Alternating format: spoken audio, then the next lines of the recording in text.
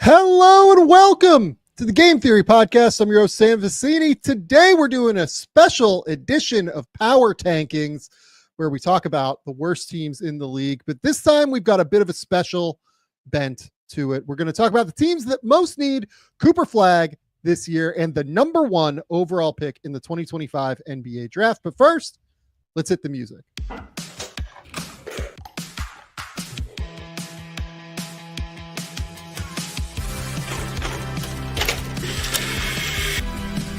They do have a timeout. Decide not to use it. Way downtown. Bang! Bang! What is this going to be?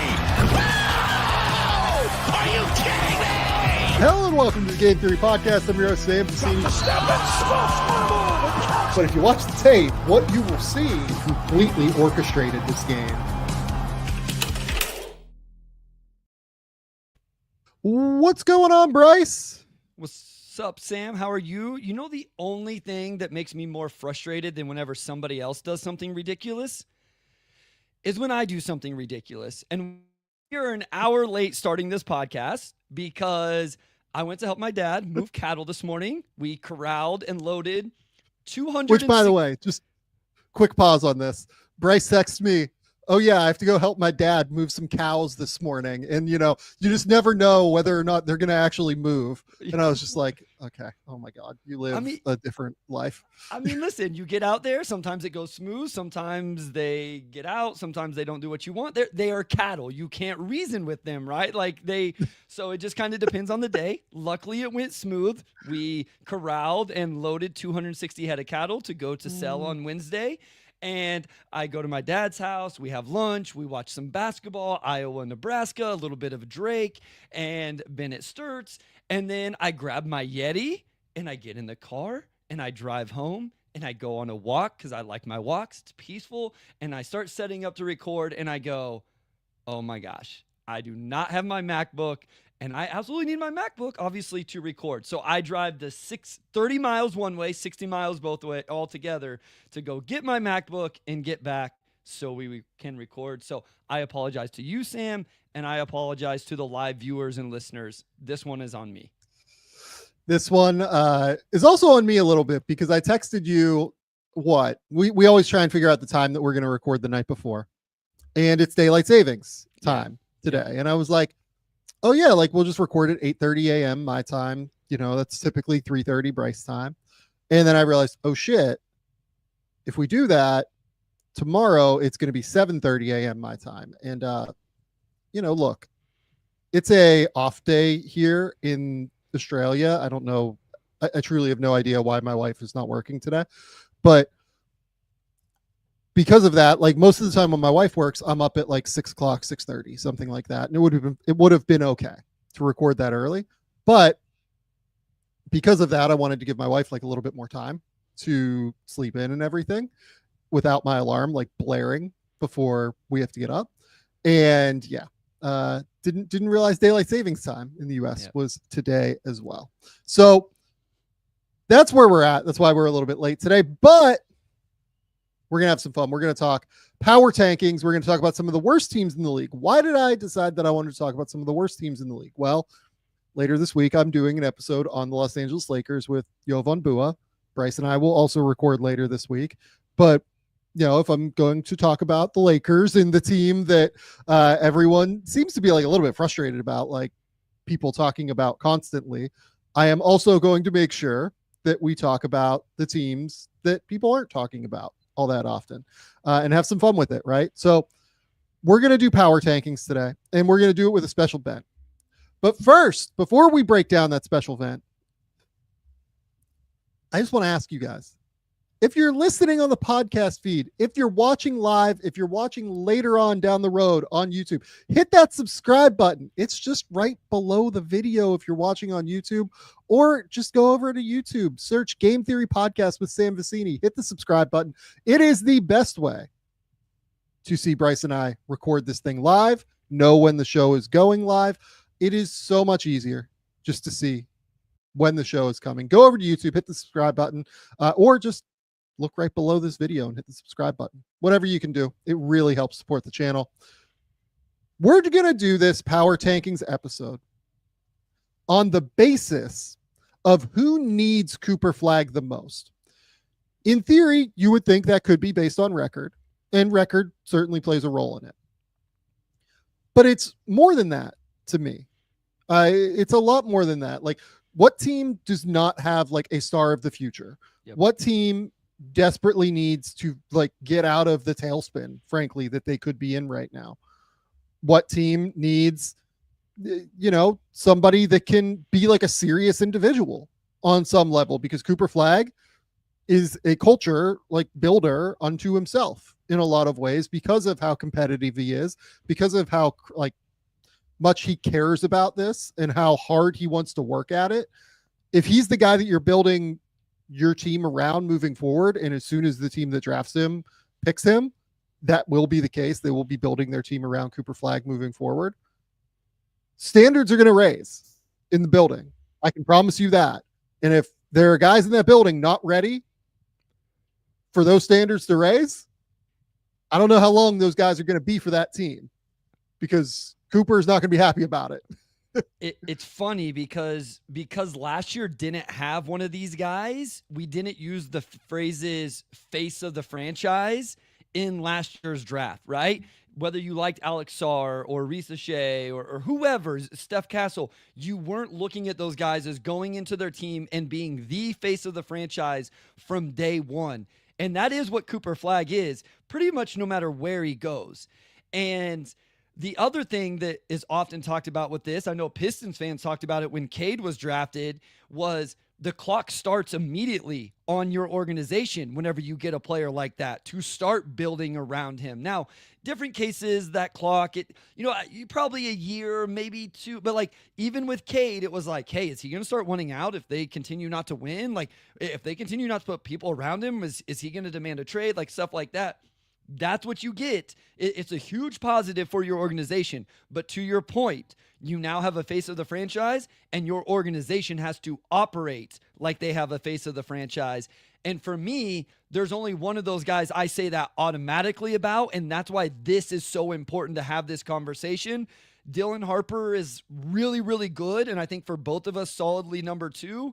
And then I know you wanted to point out, like, then there's some differences with where you land. And so that comes into play as well when you're talking about this draft. It's not just that Cooper Flagg is this level of player that we've seen this entire college basketball season, and quite frankly, before this. It's also because of how this draft has rounded out behind him in the top 5, 6, 7. I think that's exactly right, and that is where I wanted to go next. Everyone talks about this draft as if it is, a draft worth tanking for. And in a lot of ways it is, because Cooper Flagg is somebody that is going to really jumpstart your franchise from day one. He's going to be a very good rookie player. He is a guy that I think has a chance to be one of the 5 best players in the league. There's a lot of reason to be very excited about getting the number 1 overall pick. And I think Dylan Harper is, a very, very good consolation prize. I think Dylan Harper is awesome. His ability to navigate within the paint, his ability to move within small spaces, all of that is really, really valuable. And I am a big fan of what he can do. After that, and I don't know that there is like another franchise player in this class, at least in terms of who you can project to be a franchise player. Other all-stars will emerge from this class for sure. Absolutely. There will be other great players in that vicinity. But if you're a team that, has tanked this season, like put it this way. So far this year, the Washington Wizards, the Utah Jazz, and the Charlotte Hornets have won a combined 43 games between the 3 of them. Wow. One of those teams is not going to end up, at least one of those teams, possibly more than that, is not going to end up with Cooper Flagg or Dylan Harper. Yeah. And they're going to have to figure out, like, okay, we just got VJ Edgecombe, we just got Ace Bailey, we just got, Trey Johnson or Kasper Siakashonis or Con Knipple, right? Like, what do we do now? Like, how do we go about building? Are we tanking another year next year to get into the, Darren Peterson, AJ DeBanza, Cam Boozer, real, race? Is that our move here? Or are we going to try and build like through free agency and try and get a little bit better incrementally? It's a really, really interesting situation to me because there is a significant drop off from a team building perspective. And Cooper is so good that having a 14% chance at Cooper is worth it. If you're not competing for a playoff spot, really, you need to be putting yourself in position to get Cooper, in my opinion. But if you don't get him, it gets hairy and complicated in a real hurry here. So let me ask you this. I was thinking about it as you're talking through. Let's put Victor and Cooper as like they're worthy of like doing that, right? Victor, I think, is a different tier than Cooper as a prospect, whatever. But I would ask you this: what are the consolation prize of the 2023 draft before the draft, right? Like everybody, like we know that Scoot hasn't lived up to that hype yet, but remember what Scoot was as a prospect. And then what Brandon Miller was, which is kind of in the back of our heads right now as well because he's been injured. But the fact that Brandon Miller overtook Scoot, who was widely regarded as a big-time prospect, like what is the difference? And that draft also had Amin Thompson, had both Thompson twins, but Amin was kind of widely regarded as the fourth. By the way, all three of those players as prospects, by the way, I think probably end up ahead of Dylan Harper. Okay, so that's my question. Like that to me kind of hammers this point home of the consolation prizes in 2023. Like, yes, you tank for Victor, generational. You tank for that. But you know what? That's what hurt so bad for Pistons fans when you fall to 5 was you still didn't end up with Brandon Miller, even though you missed out on Victor, or you didn't even get to have the Cade Scoot debates. You missed out on that anyway. Oh, and by the way, you also missed out on Amin. Now we'll see how it all plays out. I guess that's the point. And here. if you're a Pistons fan, you missed out on trading the number 3 overall pick, which would have been Scoot Henderson, for an intense amount of value. Sure, yeah.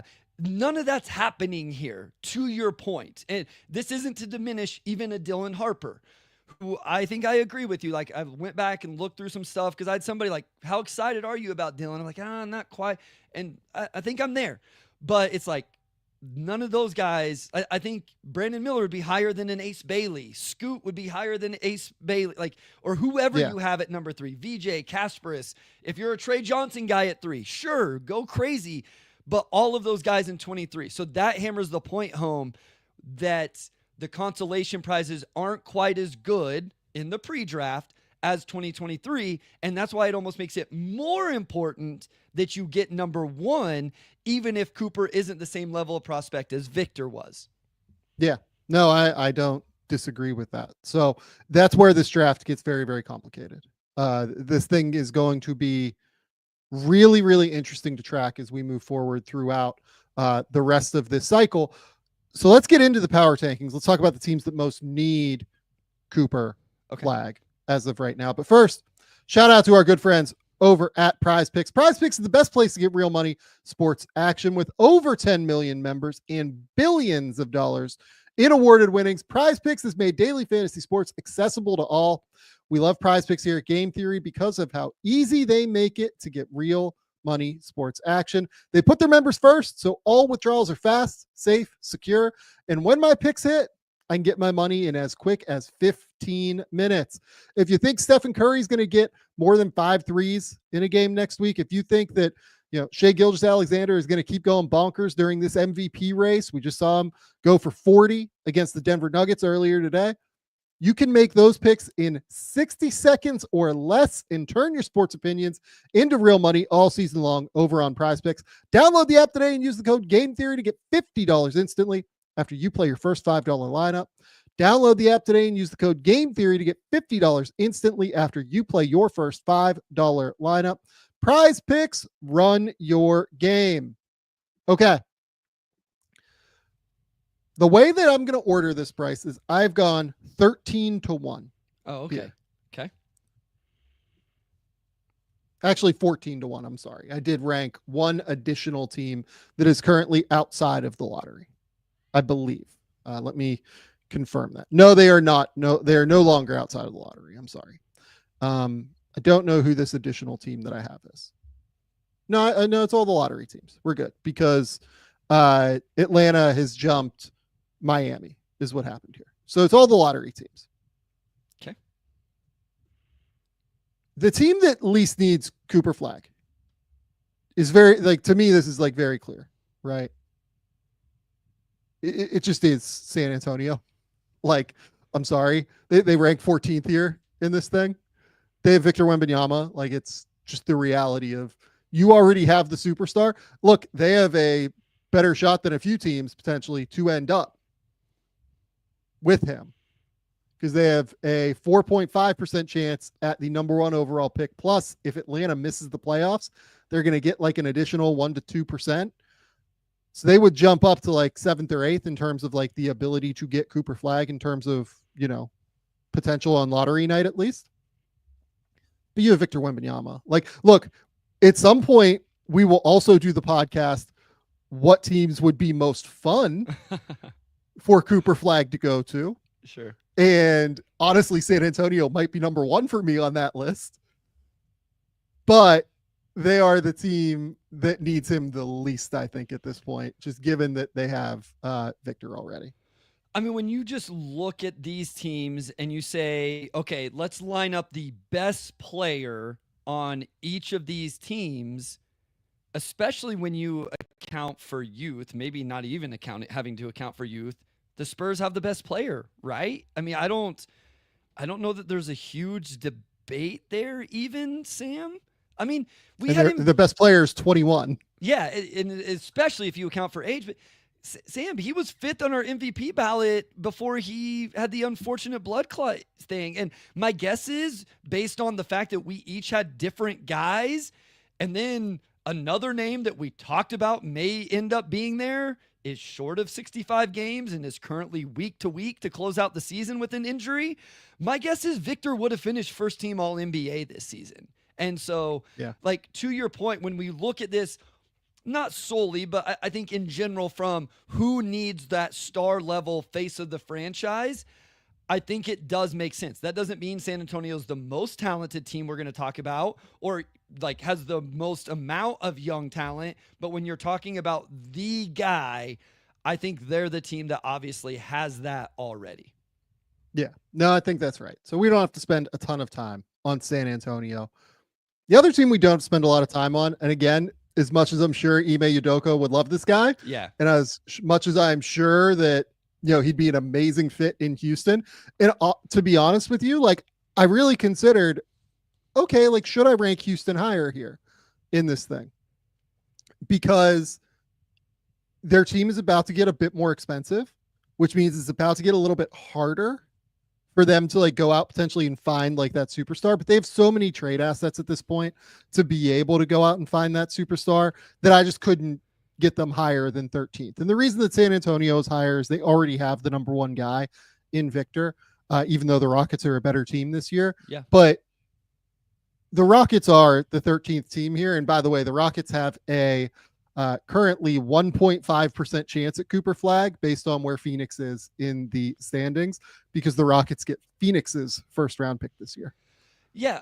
I mean, I think I suppose if people are like completely out on all of Alperen Şengün, Amin Thompson, Jalen Green, but the kind of the point is, okay, even if you think none of those guys are ever going to be your number 1 or, you know, whatever, and maybe none of them are, at some point you can trade them to go get your number 1. Like, you have all of this talent, all of these draft assets. So in that capacity, like, I think saying that Cooper could come in and be like the face of the franchise piece around all these other young guys and it makes sense and it works, I think this would be another fun team, because you're right. Like, he really defends. You know, Ime would love him and he would fit right in there with what they're doing. So I think it would be awesome to see him there with that group. But considering just the avenues and the outs they have, like, this is about like, okay, resources along with young talent.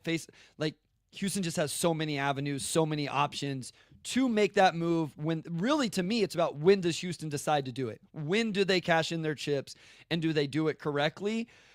It would be awesome. Could they use him? Sure, but I don't think they need him. I think they're on a very good path, whether they end up with Cooper Flagg or the number 11th pick or 12th pick, whatever it is.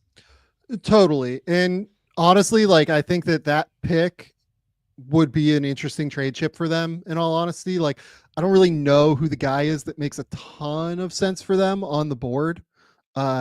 Maybe like another shooter, like if a Khan was to get there, that would be kind of interesting. I don't think he'll get there though.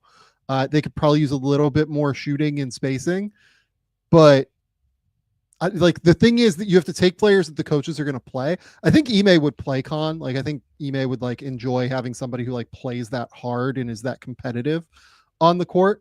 But like I don't think Ime would be like excited about playing Derek Queen. Well, so You know what I mean? like I immediately went to one of the bigs. Like, is one of the bigs interesting to him at all? But like, you're right. Like, does Derek Queen make sense there? Is he going to want to do that? I mean, it would be like, that'd be 48 minutes of really interesting big man play between him and Şengün. You know, if Common fell that far, like, do they want to take that? You know, like, who is the big Asa Newell? Like that, my instincts went to a big, but you're right. Like, it just seems like Ime wants, like, he's only going to play certain guys, and so they got to find the guys that are going to fit that. Yeah. Okay. Number 12 for me. I went with Portland here. Okay. I kind of like what Portland's got going on right now. And we're into teams that are like, frankly, not very good. Honestly, the thing is that when you look at what Portland has, they have Scoot Henderson, who is starting to turn a corner. They have Shaedon Sharpe, who is like this super athlete wing who has looked pretty interesting at the very least. You have Donovan Clingan, who has been awesome as a rookie this year when he's been on the court. I think as he continues to like work his way into shape, he's going to be really, really valuable for Portland moving forward as a big. Then you look at like some of the other pieces they have. A lot of their other contracts, like Anthony Simons and DeAndre Ayton, like those deals expire after this year. So they're going to have like a year of flexibility in terms of a window to like get really interesting as a team, in my opinion. And this is before we even get to the two guys that have been like the biggest keys to this turnaround of their season in Toumani Camara and Deni Avdija. And Toumani and Deni are going to make a combined, I think it's like $14 million over the next 2 years. That's insane that they're going to make that much, like that little money. That's how good those two guys are. They're in a really interesting position, I think, to where they have a lot of young talent that they've accumulated. A lot of it is dependent on Shaedon and Scoot, like not just turning the corner, but one of those two becoming like a serious all-star wing. But when you have these other guys that are as cheap as they have them under like contract control here moving forward, you kind of just have a lot of time to be able to figure this out potentially. And while I'm not like wildly excited about the talent necessarily, like, you know, for instance, the Rockets, I think just are a more talented team. I think that the Spurs are a more talented team. I think Oklahoma City is more talented. Like there are teams that are young that also are just like a little bit more talented than Portland, frankly. I also really like the direction now of where this team is headed a little bit. Like, yeah, they need somebody who can be like a real star, but I don't know if they need it quite as much as some of these other teams. Yeah, this is where it gets interesting, and I think I'll wait to kind of debate as we go through some of the other teams you put here. Like, you know, this team, do they already have somebody, or do they just? I agree with you. Like, I've been pushing Toumani Camara for a while. We've talked about Scoot turning the corner a little bit. I feel like Shaedon has started to find his groove. Like, you've outlined all of this. I like huge Deni Avdija fan with that contract, all of that, descending contracts, awesome stuff. And so it's just like, I like all of that. I'm interested as we talk through if I would have had him a little bit higher, just because I do think they could end up really be like hungry and starving for a star. I think everybody we've mentioned, like, okay, really good, potentially starting point guard in Scoot. Deni and Toumani are really good wings for you, but they're not like number one, number two options for you. Clingan, starter level center, but are they going to, any of those guys turn into the guy, or any of those guys like the face of the Portland franchise. And I understand that maybe you don't feel like you need it now, but I just wonder as we talk through some of the other teams if it feels like, man, actually maybe they could use that even more than Team X that we'll talk about over the next few. They definitely wouldn't have been in my top tier. I wonder if I would have had them a little higher than some of these other teams we're going to discuss is all. So Scoot Henderson just turned 21 a month ago. Over his last 25 games, Scoot Henderson is averaging 15 points, 5.5 assists versus only 2.5 turnovers, shooting 47, 42, 79. Wow. So like we're in like we got a stew going with Scoot right now. Yeah. Like we're starting to roll here a little bit. If you told me there's a 21-year-old point guard who is doing that, I'd be pretty excited. Yeah. Right? Sure. Like someone in the comments just mentioned like Scoot has outperformed Brandon Miller this year. I would agree with that, actually. Like I know that Brandon's counting stats when he was on the court were probably a little bit better, but in terms of like impacting the game, like I didn't really like Brandon on defense that much this year. And I felt like Brandon's inefficiency and unwillingness and inability to get to the rim was like a real issue in terms of his efficiency. Like Scoot has had like a pretty solid year this year, like 25 games here now. We're not at like a massive sample, but we're closing in on, if he does this for the rest of the year, that's like a real half season of 21-year-old point guard play that is really, really good. That's right in line again with those guys like Garland and De'Aaron Fox and, et cetera, who it took a little bit of time for them to figure out what exactly their games were. Like De'Aaron Fox averaged 17 and 7, I guess, a little bit better than what Scoot's going to end up with in his second season, shooting 45, 37, 73, but with 2.8 turnovers. So De'Aaron was a little bit better, I guess. But Darius, I think, was not quite this good. He was at 17 on 45, 40, 85. I think I just lied to people, honestly, the more I think about it. But Scoot's just like a little bit of a level below that. Like I think we're on track for Scoot to at the very least be like a good starting point guard in the NBA is kind of my point. We'll see if he reaches like the all-star heights that we all thought he could get to, but we're in like a really positive growth moment to where I think we're like past the point of Scoot being like some bust or anything like that. Yeah. Real quick on Brandon Miller, 21 points this year, 5 rebounds, 3.5 assists, 2.8 turnovers. But to your point, he was down at 40% from the field on 18 attempts a game, 36% from 3. Both of those numbers were down. He was taking 11 threes per game. Free throw percentage was good, didn't get there a ton. I think I would agree with you as somebody who is really high on Brandon Miller's rookie season and really high on Brandon Miller taking a jump. Now, in fairness, let's be fair. Those were through 27 games to start the season. Totally. And so I wonder what the numbers would be if you took Scoot's first 27 games of the season, because Scoot got the benefit now of playing through his second season, and now we're taking the back part of that of his second season. Brandon Miller very well could have increased his efficiency numbers over the last 25 games had he not gotten hurt. He did get hurt. That's part of the equation. I'm just saying, I'm not disagreeing with the comment. I'm just saying Brandon didn't get the full. But I would agree with you. I didn't think he was as good defensively as I was hoping, and the efficiency was not good in what we did see of him in his second season, and Scoot is trending up. Yeah. Okay. Do you want to take 20 seconds and wax poetically about your king, Toumani Camara? I mean, he's just awesome, and I don't know what else to say. We talked about the defense, whenever we did all defense stuff. I was waiting to see if I'd get pushback on that. At least nobody reached out to me directly. No, he's very clearly an all defense guy this year. Yeah. 11 points. He's a monster on the offensive boards for a perimeter player, averages over 2 per game. Again, I don't need to talk about the defense.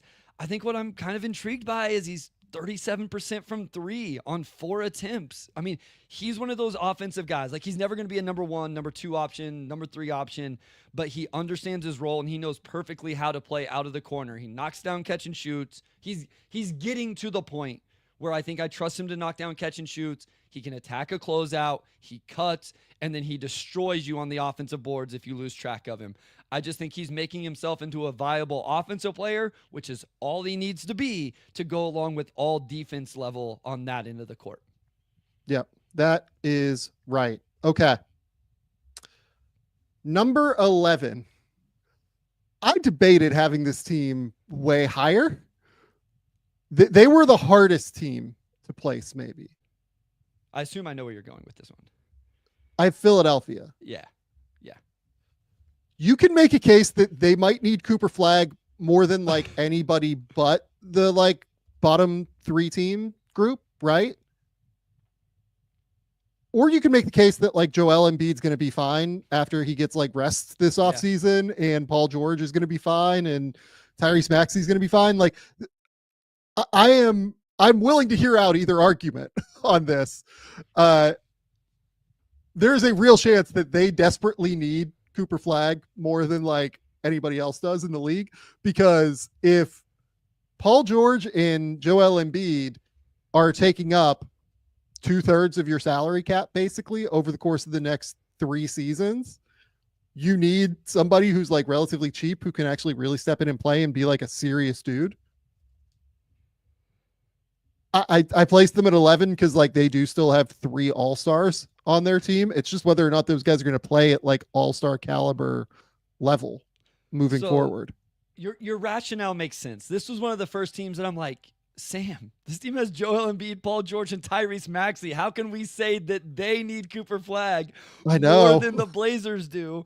But to your point, I don't know, man. This is, how do you even build out that? Like, how do you even decide what to do whenever you're the Philadelphia 76ers? I mean, they have no choice, right? Like, you just got to hope that those guys are healthy next year. I would probably still have them behind the Blazers just because I'm like, I don't want to put Cooper Flagg in that situation if those guys are all injured and unable to play and there's no cap space and all of that. But I understand it, right? And it is hard because they absolutely could use him if those guys aren't going to come back next year and at least give you a couple years. Like, those contracts probably age badly no matter what. But if they could at least get a couple years out of it, then you could stomach maybe the final year or two. They do have Maxey. Like, that's probably the big difference here for me. Where that's ultimately why I pushed them down is like Tyrese Maxey at the very least is a young player that projects extremely well moving forward as like an all-star caliber point guard, which is something that like a lot of these teams above them do not have. Tyrese Maxey has, this is a question as I say it, the highest ceiling chance of hitting the ceiling of any player, young player between the Blazers and the Sixers. True or false?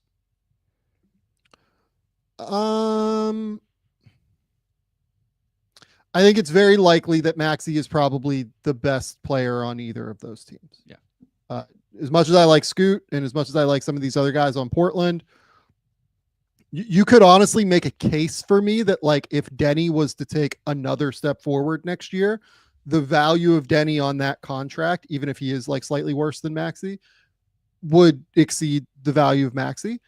But we're not there yet. And Denny is in his 5th year at this point. So like that feels aggressive to try and project that moving forward. I think that that's a likely statement. Yes. Okay. And by the way, like here's the other thing too. Maxey had a terrible start to the year through his first 25 games or whatever. Over his last 33 before these, 2 games here where they played Golden State and Portland and, he was terrible against both those teams, but Maxey had a 33 game run here from December 16th to February 26th, where he averaged 29 points, 6.5 assists versus only 2.6 turnovers, and shot 46, 36, 90. Like, Maxey was doing his thing. Maxey was not the problem in Philly this year after that start where it was a bit of a rough go because he was hurt to start the year. And obviously, like, the last little while, I think he's been hurt as well in those last couple of games. Maxey was quite good this year. And like outside of those little runs, like once he got into the rhythm of the season. So I don't really have a lot of concern about him moving forward, I guess is my point. Yeah. And listen, here's my other thing with the Sixers, and not that I care about Philly fans right now because they're celebrating a Super Bowl that I don't get to, but Sixers fans could probably use some good vibes, not as much as a couple other teams around the league, but like they could use some good vibes, and obviously landing Cooper Flagg would be some good vibes for that fan base. There's another one that is in a tier of its own, but I could understand if Philly fans were like, hey, like, this season has sucked. And these injuries, if they persist, really, really sucks. So, yeah. And at some point we'll talk about like what Philly could do if they, do get Cooper Flagg and what their options are. I would be really fascinated just to talk about that, because like, do you try and trade Joel immediately just to try and clear this thing out and go, okay, like we have a direction now, we're good. I don't know. I truly don't know what they would do. One other guy I want to bring up here real quick before we move on from Philly. Quentin Grimes has been great since they've acquired him. He's been so good. He's averaging 17, 5.5, 3.4 assists, playing pretty solid defense. He's averaging 1.2 steals. He's pretty aggressive on that end, as we've always seen. Shooting 50, 37. He's not making free throws. He's at 65, but like he doesn't take many free throws as it is, right? Like that's just not his game.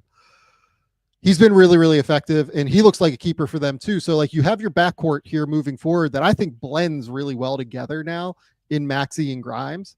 And you just really have to hope that Joel and Paul George can figure their shit out. Honestly, there would be no more perfect player to slot in between Paul George and Joel Embiid than Cooper Flagg. Yeah. Because like they actually need somebody who has a little bit of size there, in my opinion. But we'll talk about like who would be the most fun situations for Cooper at a different point. But the Philadelphia 76ers are a really interesting situation right now moving forward. Yeah, listen, Quentin Grimes is a player, like I've told you, I'm fascinated to see what the contract ends up being and stuff like that, because he got traded, and I could never really figure out why, because it just seems like a young player that makes a lot of sense in terms of what his archetype. And I mean, I don't think it's theoretical. I think he's shown it enough that you can say it's practical. Like he's shown it on the court. I know he's had stretches where he didn't make shots, but I'm fascinated to see how it plays out this offseason for him. But yeah. Okay. Number 10. I have the Miami Heat here. Okay. And where did you have the Heat? Because you did like little rankings yourself. Like I had them right in this tier with another team. Yeah. So like we've been really close. Like I probably would flip the Blazers and Sixers. These next couple teams, like I don't even know that I would like argue to flip them. So we're right in the same area. Sure. So Miami here. Part of the reason that I think they don't need them is like they're setting up to have max cap space like next summer, as long as they can move the Wiggins contract this year, or like potentially in the offseason if they want to, or next year if they want to. They have max cap space with Bam Adebayo, Tyler Hero. You have, some interesting younger players like Khalil Ware. Hawkes has obviously taken a bit of a step back this year, but like, at the very least, he's an NBA player on a relatively cheap deal. Nikola Jovic, I think, continues to look like a really interesting, chess piece that you could see as like a sixth man. You could see as, maybe a fifth starter somewhere, given the fact that he can really pass and he's an interesting shot maker at 6'10". Like there are a lot of different things that you can do with Jovic that I think make him a pretty valuable piece moving forward. I mean, have you seen like the Davion Mitchell renaissance that's happening right now in Miami? I'm trying to think. I've watched a game or two with that. I mean, they got him starting and doing his thing. I was just looking at the contract situation, and like we talk about them trying to open up that cap space. So I'm interested to see what they do with him. Yeah, like I don't know what to expect there, because he's been awesome on defense. He's averaging 9 points, 5 assists, shooting 51, 46, 61. Like the shooting is not going to hold. We've seen Davion get hot like this before, and then it eventually, kind of trails off a little bit.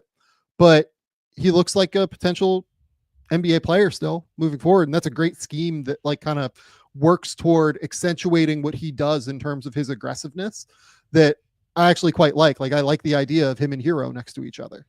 Yeah, just real quick to just like talk through the free agency that you talked about. Rozier free agent, Robinson free agent, Kyle Anderson no money guaranteed on that year.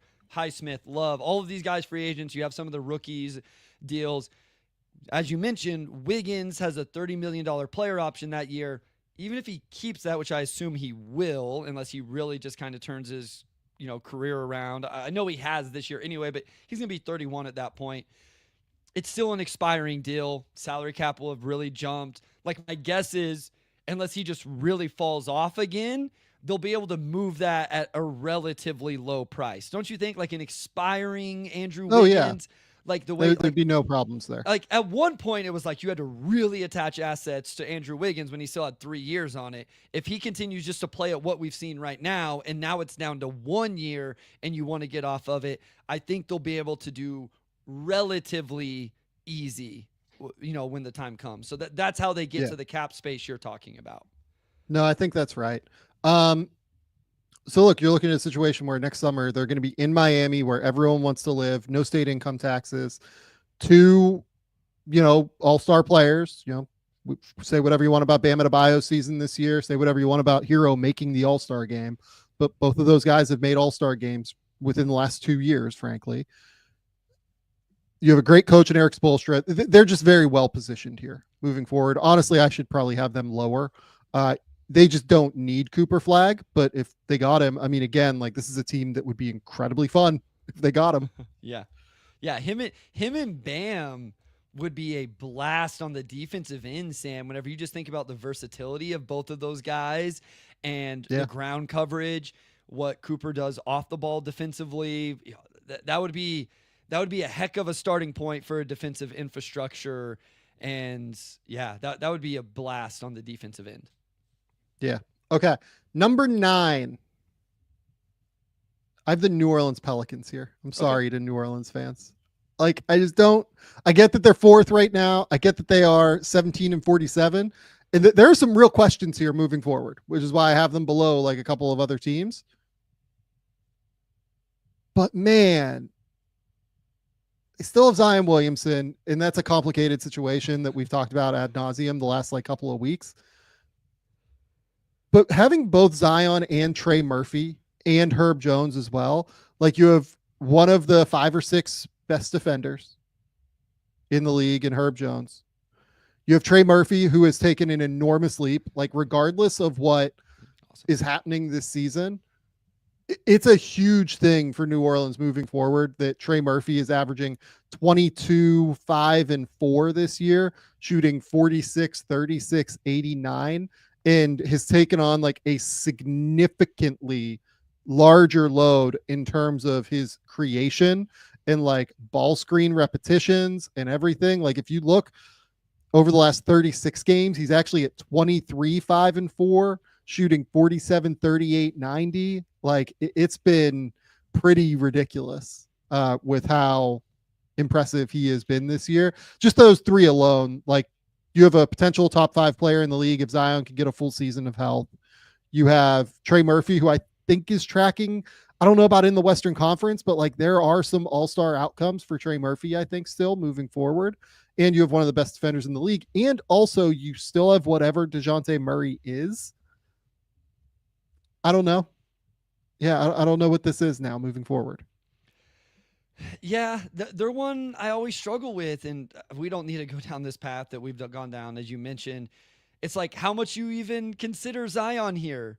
Like he's always injured. The trade-off of Cooper Flagg for Zion is like, okay, now you get this influx of energy. Ideally a player you're not dealing with all of the health stuff all the time. Obviously, we don't know that, for sure. But you're right. Just if you include Zion and the Zion we've talked about recently and being the talent that he is, and listen, Trey Murphy has been awesome. Like, with all due respect, like I didn't respect his game the way I needed to respect his game, especially off the bounce and what he does there. And I think Herb Jones sometimes can go underappreciated. Obviously, he's missed some time this year, but as you mentioned multiple times, the defense he provides. So, yeah, I had them a little higher, but I can understand it.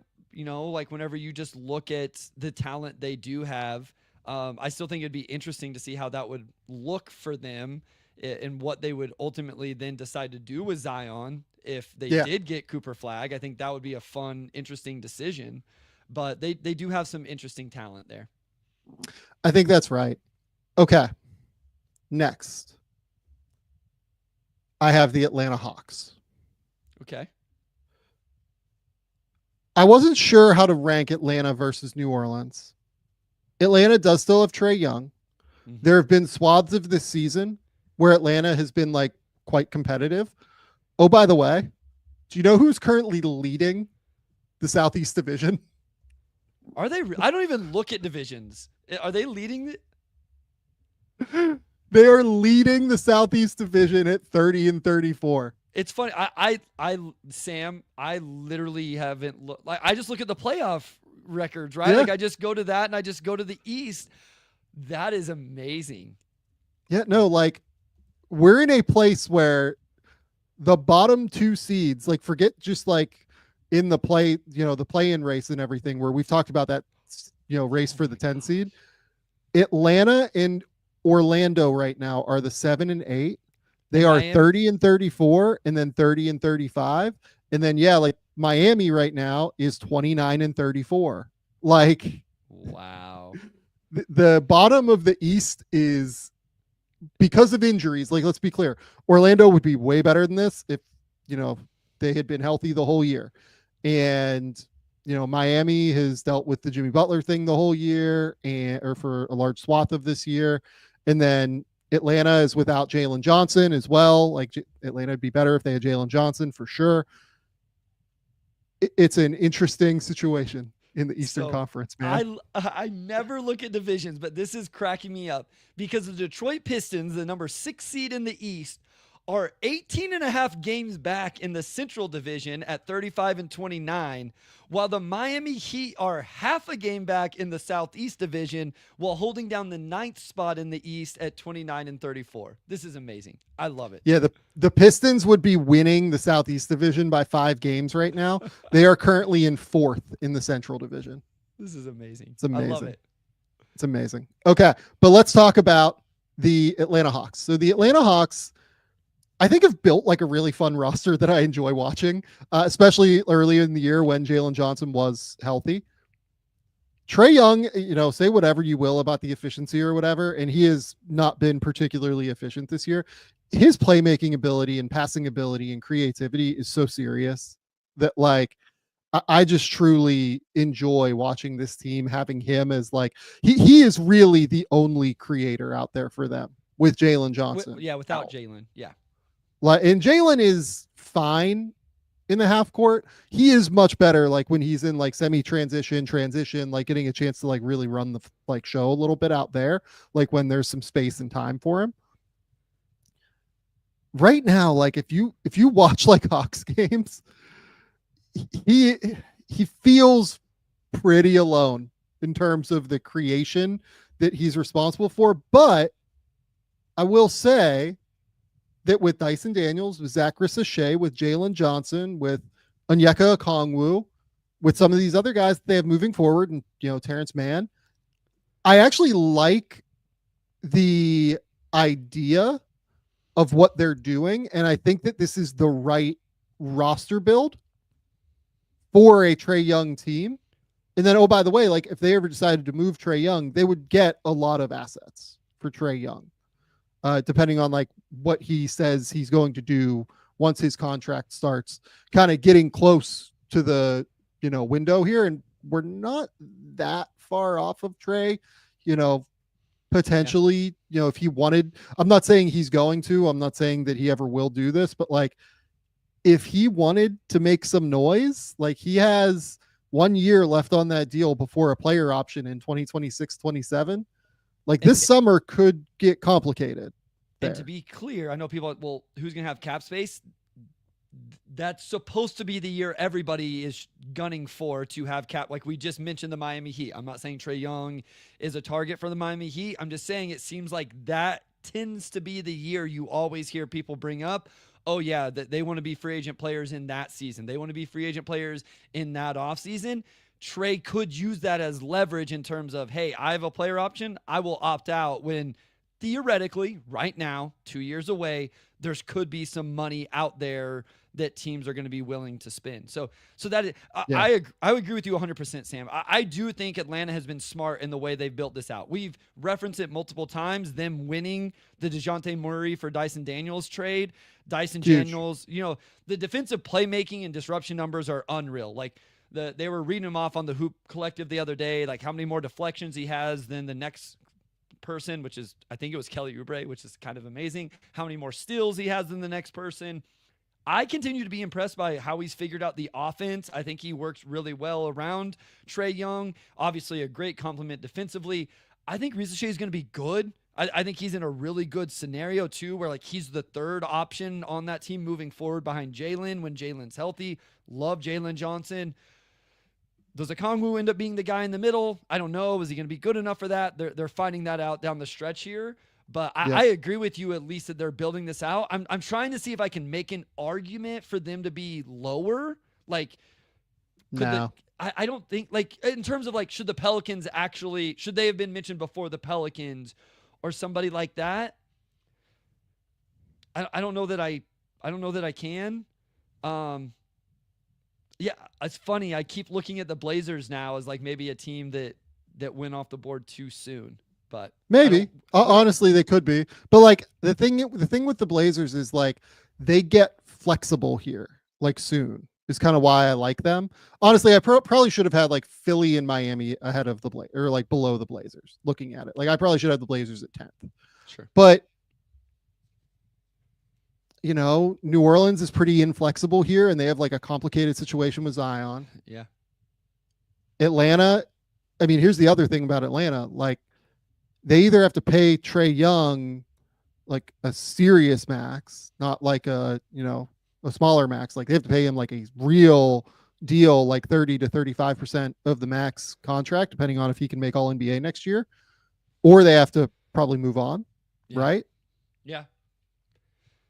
Like it gets a little bit trickier, I think, for them. Sure. Moving forward. Yeah. Okay. Before we move on and talk about the top 7 teams, and I think this is like actually kind of a nice little tier break, if I'm being honest, that we've done this in. I think there are really like, 2 tiers remaining, but this is like a solid tier break here. We got to shout out our good friends over at NUTRAFOL. This year, there's nothing holding you back from loving your hair again. Hair is so much more than what you see on the surface. It's a reflection of what's happening inside. Let NUTRAFOL target the key root causes of your thinning hair and help you grow stronger, healthier strands from within. NUTRAFOL is the #1 dermatologist recommended hair growth supplement brand, trusted by over 1.5 million people. See thicker, stronger, faster growing hair with less shedding in just 3 to 6 months with NUTRAFOL.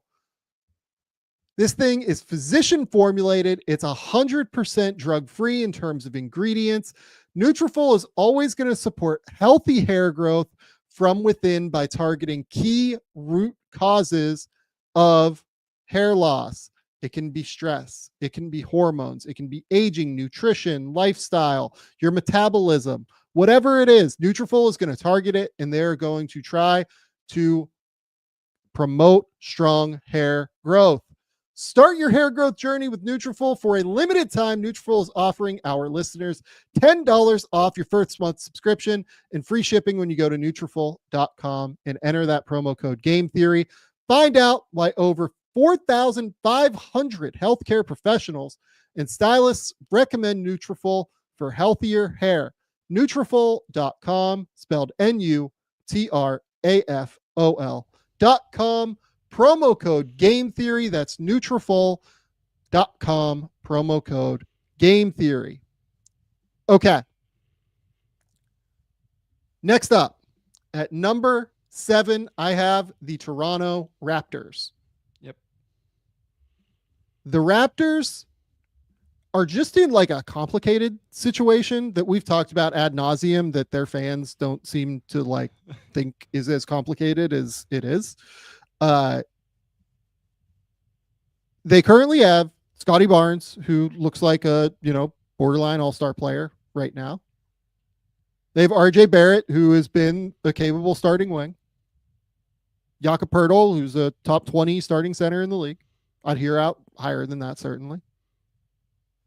Emmanuel Quickley, who looks a bit overpaid, but, has been better recently. Like, Emmanuel Quickley, like, has been,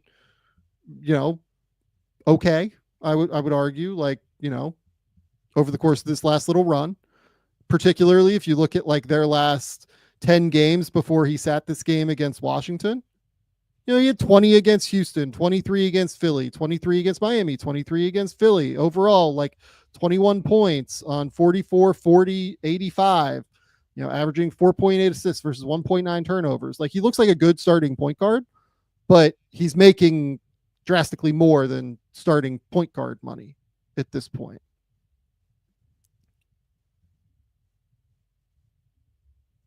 I feel like it also, like, they have all these younger players like Jacoby Walter and John Mobo and Jamal Shed. I'm not like wildly high on any of them. Like, I love Jamal Shed, as people know, but like Jamal Shed's like a really good backup point guard. That's why I had him where I had him, last year in the draft, which I think was like 31 or 32. But like, he's not like a guy that you build around moving forward. I don't think either.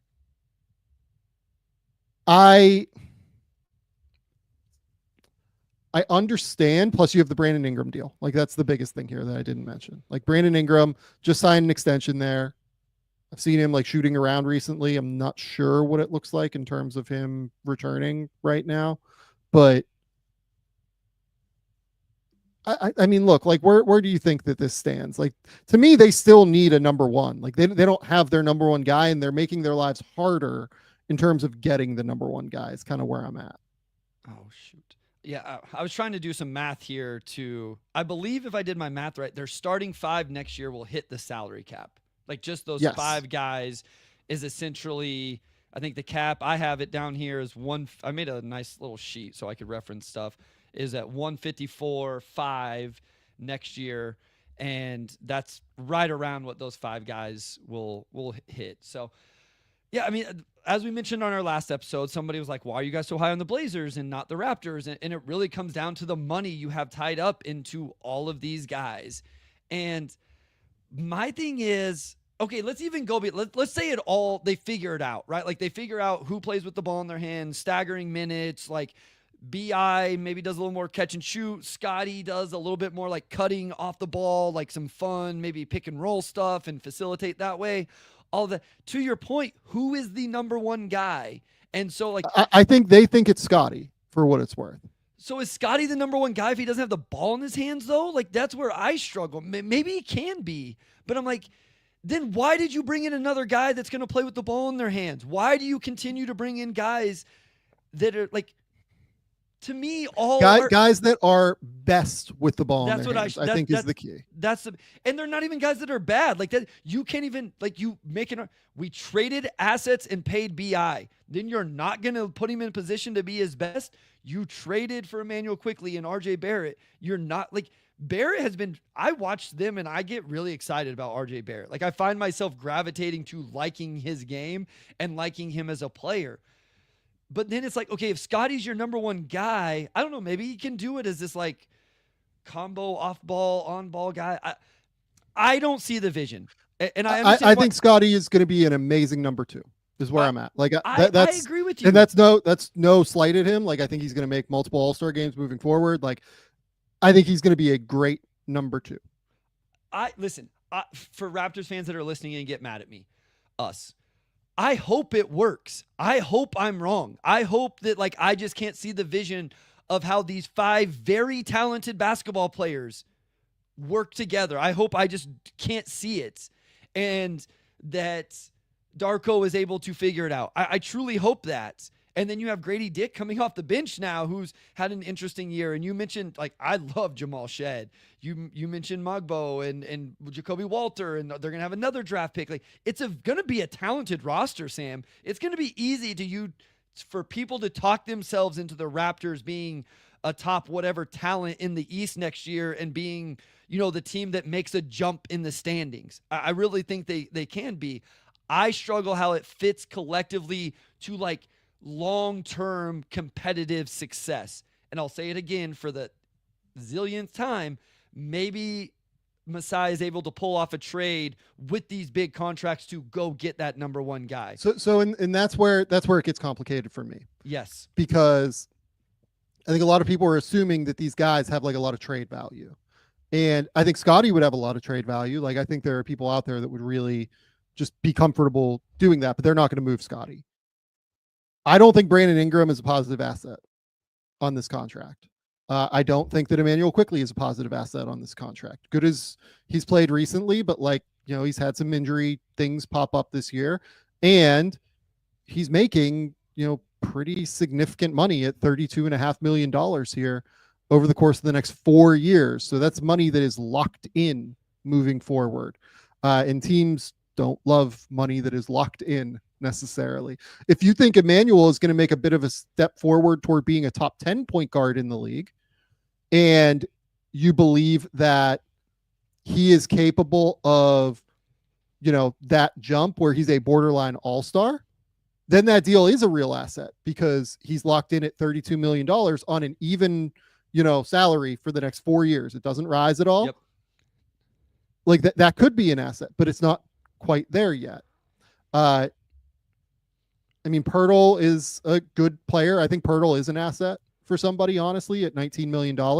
But, they're going to have to try and figure out an extension for him this summer, or he can hit free agency after next year, right? So he's either about to not be super well paid in terms of like asset value, or you're going to have to trade him and then you're going to have to start over at center. And I don't know what the best option there is, frankly, if I'm the Raptors. And this is like my other thing here. There's like this idea that Masai Ujiri is like infallible because he brought Toronto a championship. And I think Masai did an amazing job stacking talent and like figuring out a way to eventually go get Kawhi Leonard. I have not been impressed with much of what they have done basically since then. From little things like giving guys like player options in contracts, like to Gary Trent and Kem Birch, like guys that there was just no reason to do so, right? To some of the bigger picture things like, betting on Scotty Barnes to be your like number one guy only, right? And, I guess that they're investing now in getting more talent around him, but you look at what they've done since they've won the title, it's really kind of been a downward trend. Like, you can say that they went to Tampa and like went 27-45 and then spiked up to that 48 win mark, led by Siakam. Really, it was led by Pascal as opposed to like Scotty during that rookie year. Since then, 48 wins to 41 wins to 25 wins. And then this year, I think it's probably going to be around like 25 wins. I don't know, man. Like, I get it. I get why Masai is an all-time legend in Toronto, and he should be. And for everything that he has done for basketball in Africa, he should absolutely be in the Hall of Fame, in my opinion. I have an immense amount of respect for what he's been able to do, but I don't know that I agree with the decisions that he's made. Like the Siakam deal, I didn't think they got enough for Pascal Siakam. The RJ Barrett and Emmanuel Quickley deal, I kind of liked that at the time for Anunoby, but I liked it before Emmanuel Quickley got $32.5 million, I guess. I thought it would be a little bit lower than that, I think, whenever that deal happened. So I was wrong about that deal, frankly. But so was he, I think, in my opinion. So it's very complicated to me. And you can say Siakam turned into Brandon Ingram. I'm not real enthused about that. Like, to be honest with you, like Brandon Ingram is a guy that misses at least 20 games a year, every year, who you're now paying $40 million. And he's a talented player, but like, he's not a great defender. He really likes to hold the ball a lot. And his style of play is one that is complicated in terms of winning basketball for what his talent level is. You're paying $5 million less a year, roughly a little bit, to have Brandon Ingram instead of Pascal Siakam. Like that's what you're doing. And so if you think Siakam isn't that much better of a player than BI, then sure. I think I would probably venture the other way based on the year Siakam's had, but maybe that's recency bias because BI has been hurt. I will just say, like, Siakam is definitely no. Siakam is definitely a better player than Brandon. No. Ingram. I know. Like, I know he's better. I'm just saying that, like, if you want to make an argument that BI's that close, that the $5 million is whatever. Listen, I understand a fan base that gets mad at us because it's like, hey, Masai brought us a championship and we trust in his decisions. And he's like, has this master plan that either this group is going to work together or these moves will then lead to the next move. Cool. I'm not mad at you. I'm not judging you. I'm not telling you you're wrong. I'm just saying I don't see it. I don't think this group of five very talented players and young guys is going to be the group that takes you. And then I'm struggling to see where is the trade value of those guys that get you to that number one option. Yeah. And here's the thing. They're going to be better next season. Oh, yeah. Like, they're going to be way better next season. Absolutely. Like, they're going to win 40 games next year for sure. My guess is Toronto is the sexy team this offseason that people will predict to make the jump. Like, I want to say the Pistons jump, but they weren't in the same place. Like, Toronto's in a way better place than Detroit. But I think people will talk the Toronto into being like a 6 seed next year. Like, they'll be their surprise team that goes from the 26, 27 wins to 45. They'll be everybody's sexy 20-win jump. Everybody will take their over on wins. Like that. They will be that team this offseason. And it's because there is talent. We've never denied that there's talent on this roster. I think we've questioned, how does that talent fit whenever you're paying what you're paying for it? And where is the flexibility to go get the number one guy or build it out the way it needs to be, unless Scotty absolutely is. Like, that's. And by the way, this is before we get to the defense, where you've acquired Brandon Ingram, who's not a good defender. Like, he looks like he should be a good defender. He's not a good defender. RJ Barrett this year, like, I think he does some good things on ball, but in terms of his, like, off ball attention to detail and everything like that, like, I haven't really liked it this year, if I'm being honest. I also think he does look like a little bit slower this year on that defensive end. You have Grady Dick, who's like not a great defender, who's playing a ton of minutes this year. You have Emmanuel Quickly, who has really good moments on defense. Like, I actually quite like him, but he's small. He's long and like can make an impact on that end when he's out there. But I think you're hoping that, he's going to be able to take on enough offensive load to be like a real high level offensive player, more so than a defensive guy. I just don't like, I don't know how the defense gets better next year. It's kind of my thing. Pearl and Barnes are fine on that end. Like, Barnes is good enough off the ball. I have questions on the ball sometimes, but like, he's good on the ball or good off the ball. I'm sorry. Like, he's so long and he's active in passing lanes. Like, he is a guy that you have to be aware of rotationally. There's a lot there. Pirtle's obviously like really good in drop coverage and is enormous and is really good with his lines and angles. Like, Pirtle, I have no problem with on that end either, but it's just a lot there. Yep. There's a lot there to try and fix to me. Yep. Okay. Number 6. I had no idea where to rank this team. You could have put them at number 1 and I would have said, okay. I have the Dallas Mavericks. Okay. So did you have them at 1? No, I didn't. This is actually exactly where I ended up with them as well. Why did you go Hawks over King? Oh, because it's more likely to go to the Hawks than the Kings. Okay. I had the Kings in. Yeah, honestly, I think that my brain broke because I think the Kings are the team that gets the number 1 pick there. Yeah. Okay. And All we right. can talk about the Kings, but like, No, it's we don't. We fine. don't need to. I was just trying to figure out what team I had wrong. That makes more sense now. Yeah, it should go to the Hawks. It has a much higher chance of going to the Hawks than it does the Kings right now. But yes, that's true. It would be the Kings if it did hit number one. This is where I had the Mavericks. This was the team I obviously was referencing earlier that they just need vibes. Like, They desperately need vibes. I don't know how to like say that team fan bases deserve this or that or whatever. But if there's a fan base that deserves something good to come out of this season, it has to be the Mavericks, right? And again, I'm not saying they deserve. Here's the thing. Even from an organizational perspective, like forgetting like the fan base and I mean, you can't forget the fan base here and what I'm about to say, but like forgetting like the fans deserving it, right? I think the organization needs it because this fan base is like on the edge of revolt. Well, yeah, I mean, just raise your season ticket prices and you'll sell more whenever your team is going to be worse and you traded the franchise player. Crazy. I'm sure Crazy. I'm sure it's business that I do not understand. I shouldn't have even said it because they'll probably sell them and make money. And listen, I play in pennies when they play in millions, so I should shut up about it. But what's funny is what's that lineup? You're going to play AD at the 3 now because, like, hey, AD, you don't want to play center? Perfect. We'll put you at shooting guard because our 5 best players next year with Cooper are Cooper, PJ, AD, Derek Lively, and Daniel Gafford. Like, those are our 5 best. We have no guards. Cooper, you're coming in. You're playing point guard for the Dallas Mavericks in this situation because we traded the best one in the NBA, and the next best one, not in the NBA, but on our team, unfortunately tore his ACL. And, like, that does really, really suck for Kyrie. Like, I feel awful for him, especially in a contract year where he was going to have so much leverage.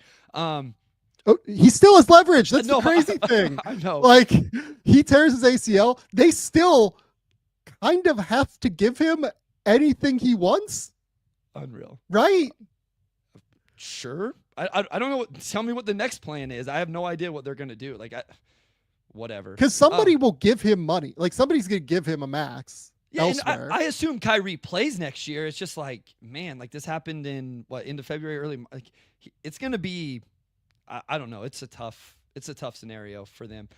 Yes, I had them. By the way, and if you're Dallas, like before he opts in or decides to try and get a deal, do you try and trade him now? Because like you need point guard play in some respect. Yeah. We'll have to talk about Dallas's offseason at a different point because like it's a whole complicated thing. But in my opinion, looking at where Kyrie Irving sits now and where the Mavericks are, it doesn't really matter that he tore his ACL. Like in terms of his leverage, he still has the ability to go to them and say, give me at least 3 years. Maybe that's where it's different. Before he could have walked in and said, I want the full 4. Yeah.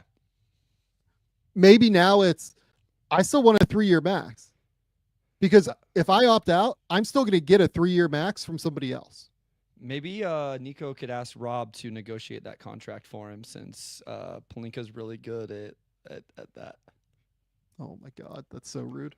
But look, Dallas just needs Dallas needs the vibes. Like they need something here. Like that fan base is going to be so frustrated. We've talked about the fact that we think they should like move AD and just like end this thing before it starts, but they're never going to do that. Yeah, like they need vibes. They need some really positive momentum going into next year. Right now, I believe that they have like a 1% chance to get Cooper Flagg. Given the way that their injury situation is, I'm guessing that I guess Phoenix will probably jump them, although their schedule is very hard. I'm guessing Miami jumps them, and I'm guessing, I mean, Portland's 3.5 games behind them. That's the one I was looking at. Like, do we think Portland can actually catch them? I think Dallas is going to lose a lot of games down the stretch, right? I mean, none of these guys are going to come back and play now. Like, even Omax is out, with a wrist thing. My guy Najee Marshall getting a chance to cook right now, which I absolutely love. But that's what sucks, Sam. Like, this is honestly why I I don't care. Like, I'm not a fan of the Mavericks or anything like that. I just look at this roster and I'm like, this sucks. Like, there's so much really interesting talent on this roster. And Totally. like, just names I love Najee Marshall. I love what Max Christie has done this year. Obviously, I was a huge like Kyrie, like all year long have been pushing him as like an all NBA, you know, type player. You know, even the Dante Exum and how he got back into the league, but they're going to lose a lot of games. So yeah, what did they're behind Phoenix. Surely they catch them. How many games behind Miami are they? They are like 2.5, I think. Yeah. 2. Yeah. Miami will catch them, I think. Yeah, Miami. So they can get maybe top 10? I think they can get to 10, and that would give them a 3% chance at Cooper and a 13% chance at a top 4 pick. So I had a couple people say, like, how does Kyrie still have leverage at his age and injury history? Okay. So I think if he hit the market this summer, somebody will max him. So point blank. It won't be for 4 years, but somebody will give him a max deal. Or at the very least, like $40 million a year. Second, if Dallas loses Kyrie for nothing, like if he says I'm opting out and hitting the market, what does Dallas do at that point? You probably have to like end this era at that. Like you have to end all of this. You have to trade AD, you have to trade Klay Thompson, like you have to move all of these dudes, and then you're just starting over at that point. And at that point, I mean, if I'm Patrick Dumont and the owners of Dallas, like I am firing Nico Harrison if that ends up being the result here. So the leverage is still here for Kyrie. The only way Kyrie doesn't have leverage is if there's a plan they have to bring in they have to have a primary creator. Listen, Yes. AD, you could tell me AD is healthy for 82 games next year. That's not what we're talking. Like, that's not what AD makes AD great, right? Like, they need that guy. And you can't trade Luka and then come back next year and just not have anybody to do it whatsoever. You can't say, here, Dante Exum, here are the keys to the Dallas Mavericks offense. As much as I love Dante Exum for 82 games, you can't do that. As much as I love Najee Marshall or whoever else is on the roster right now, the only way they take leverage from Kyrie is if they have a plan to, completely just restart the whole thing. Or like maybe could you take like Gafford and Christie or Gafford and Marshall or something like that and go trade for a guy? Well, it wouldn't be those two. It would be Lively. Because that's the only way you get like a real point guard. Like, sorry, like I love Daniel Gafford. Maybe Gafford in 12 gets you like a good solid like stopgap point guard, but you can't. But if you're moving Kyrie or if Kyrie leaves, you need more than the stopgap point guard. Yeah, you got to get a dude. Like that's what I'm saying. Like, what could you piece together to get a dude like a real like I don't even know to what play the name next is. to AD is the idea. Like here. Like what if Atlanta? This would be kind of funny. What if Atlanta was ready to like? Could they get in on Trae Young? Could they even put the assets together to go get like let Kyrie walk and then we're gonna go make a move for Trae Young that pairs Trae Young with AD. Again, this is hilarious to me because Trae and Luka got traded for each other, and then you trade Luka and then bring in Trae. It'd be awesome. Yeah. So what we're talking probably Lively, Christie, 12, and plus. I mean they can't. I don't think they can move their 26 pick. So, and they have no pick until 2031. They have that Lakers pick. They have the Lakers 2031 pick. 2 of them. Oh, nope. Only 1. Yeah.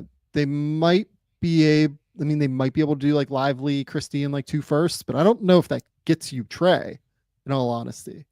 It might. Like that's ballparkish to me, but I don't think that. I think somebody would top that offer for Trae.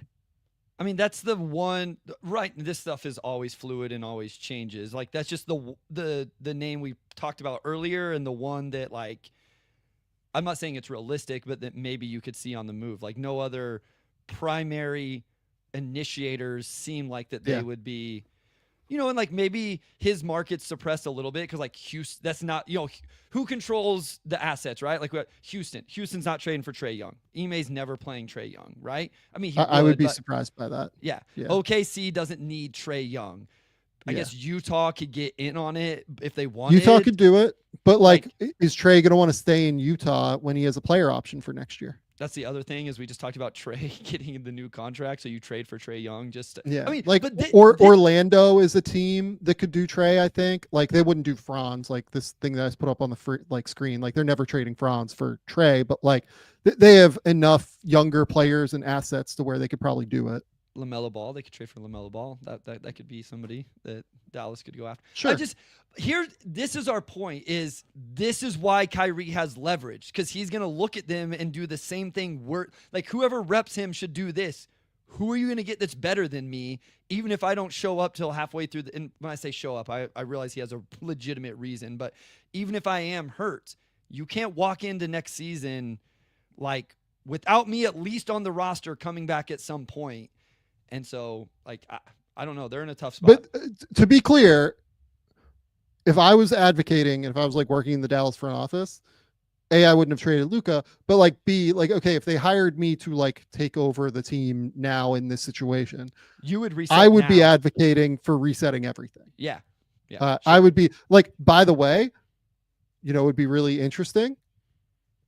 Could you get from Toronto, if Masai is trying to do, the reset button, right? Could you do something like AD up to Toronto? Sure. Or somewhere in that ballpark, right? Yeah. Like that would be kind of interesting to me. I would imagine that Masai would have interest and AD is signed longer term. So that would be like, is there a deal that could be made there? But like AD would have real value. And I would say to Kyrie, look, your best way to get wherever you want to go now in order to contend is via sign and trade or via you opting in. Yeah. Actually. So like if you opt in for next year, we can send you to the Lakers potentially if you want to. We could send you to wherever you want to go. And we'll make that happen. But you have to opt in and then like get healthy and work. So yeah, it's to me, I think that's what they should be doing. I just don't see a world where that's what they do. Yeah, I agree. But to your point, like that's where Cooper would be interesting. Like would you do that still if they got Cooper? Like let's round back now. Let's say they land the number 1 pick with the 3% chance or whatever they're going to end up with.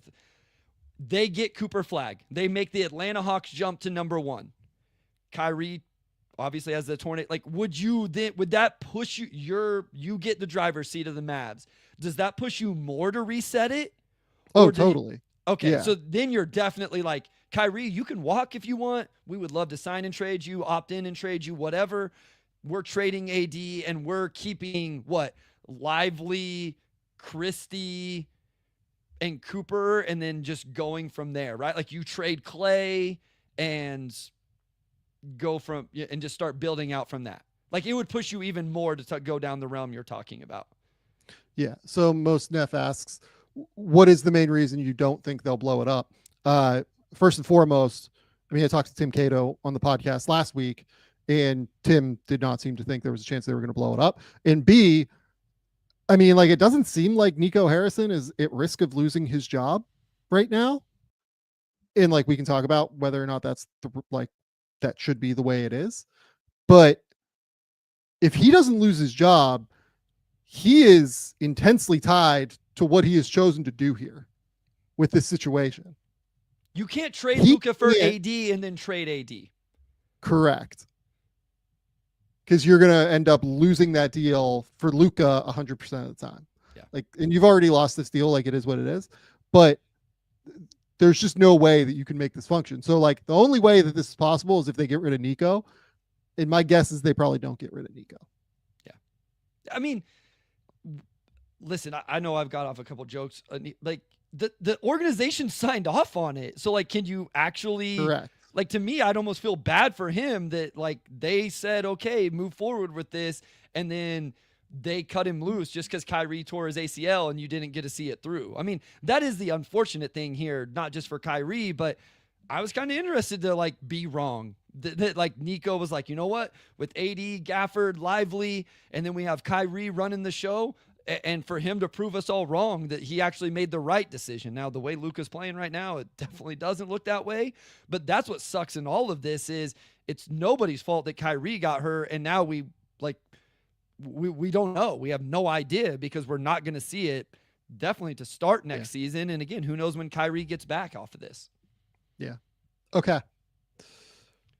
Number 5, the Brooklyn Nets. Interesting.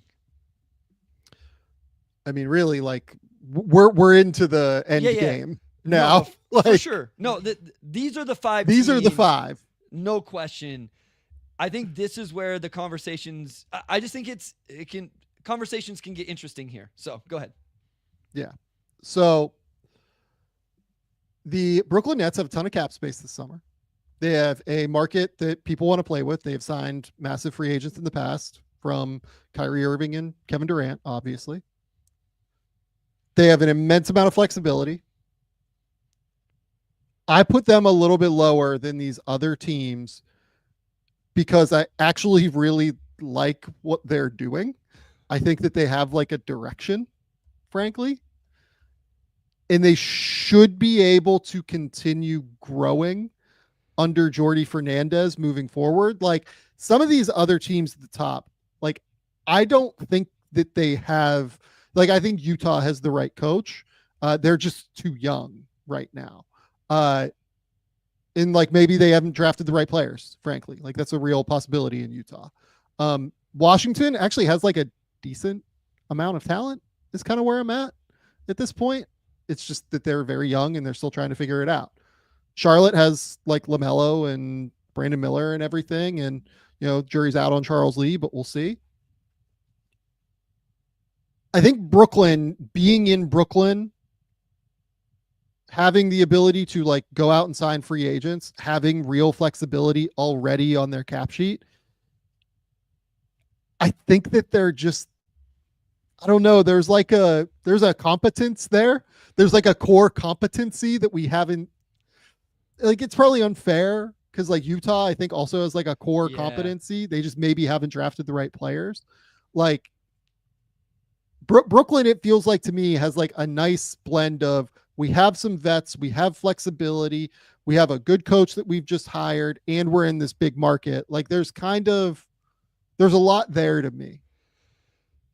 That's all fair. So initially I didn't like having them at this spot. I would have wanted them a little bit higher because to me, when you look at what teams have the worst, best young player, and I think their best young player is definitely worse than the Jazz and the Hornets.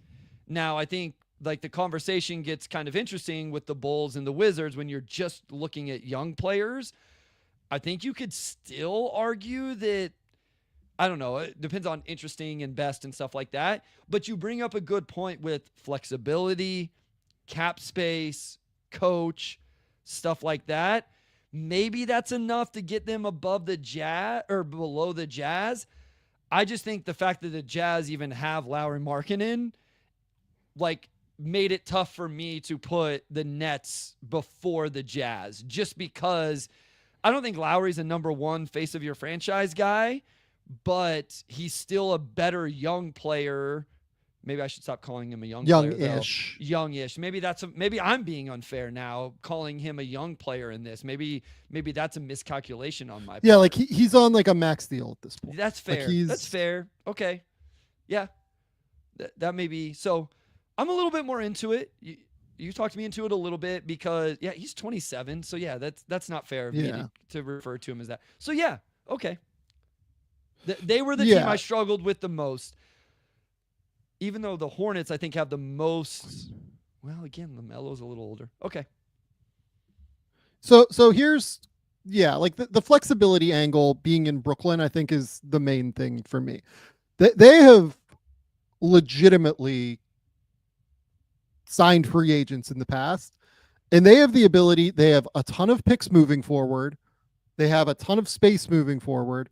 Like their asset capital, along with Utah's asset capital, frankly, and we'll talk about Utah here in a second, but like those two teams have just so many picks moving forward in some respect.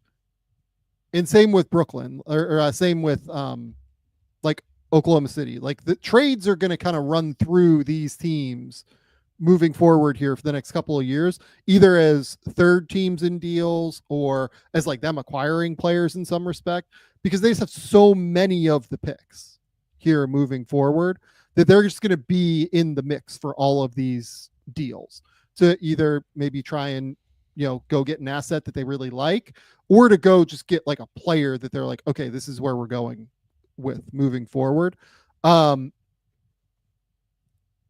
Brooklyn being in the best market in the proven track record to like being able to sign players, while also having like Cam Johnson, who's been quite good this year, and Nick Claxton, and, you know, having like a good like third, fourth, fifth guys kind of, you know, potential core competency here just felt like a little bit better. And frankly, like I really think highly of Jordi Fernandez based off of what we've seen so far this year. I think he's been really good. I also think highly of Will Hardy, which is why I've, you know, I'll spoil it, like Utah's next. Yep. But like, you know, I think really highly of Will Hardy. And I think that front office, even if I disagree with the selections they've made in the draft, like I think that they generally know what they're doing.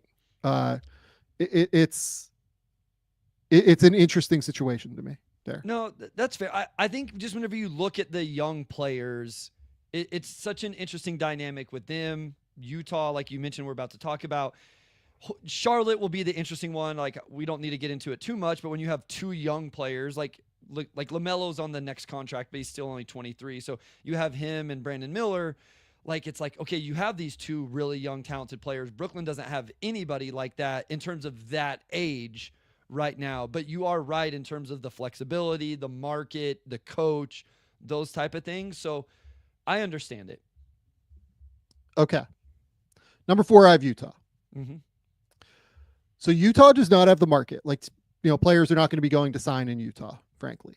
I think that once players get there, they quite like Utah in some respect. Like a certain player, Jordan Clarkson, Lauri Markkanen, like a certain personality type does actually quite like Utah because it's a way to like kind of get out of the spotlight and be, you know, happy within, you know, your life. And, you know, Utah is beautiful at the very least. Like the state itself is beautiful.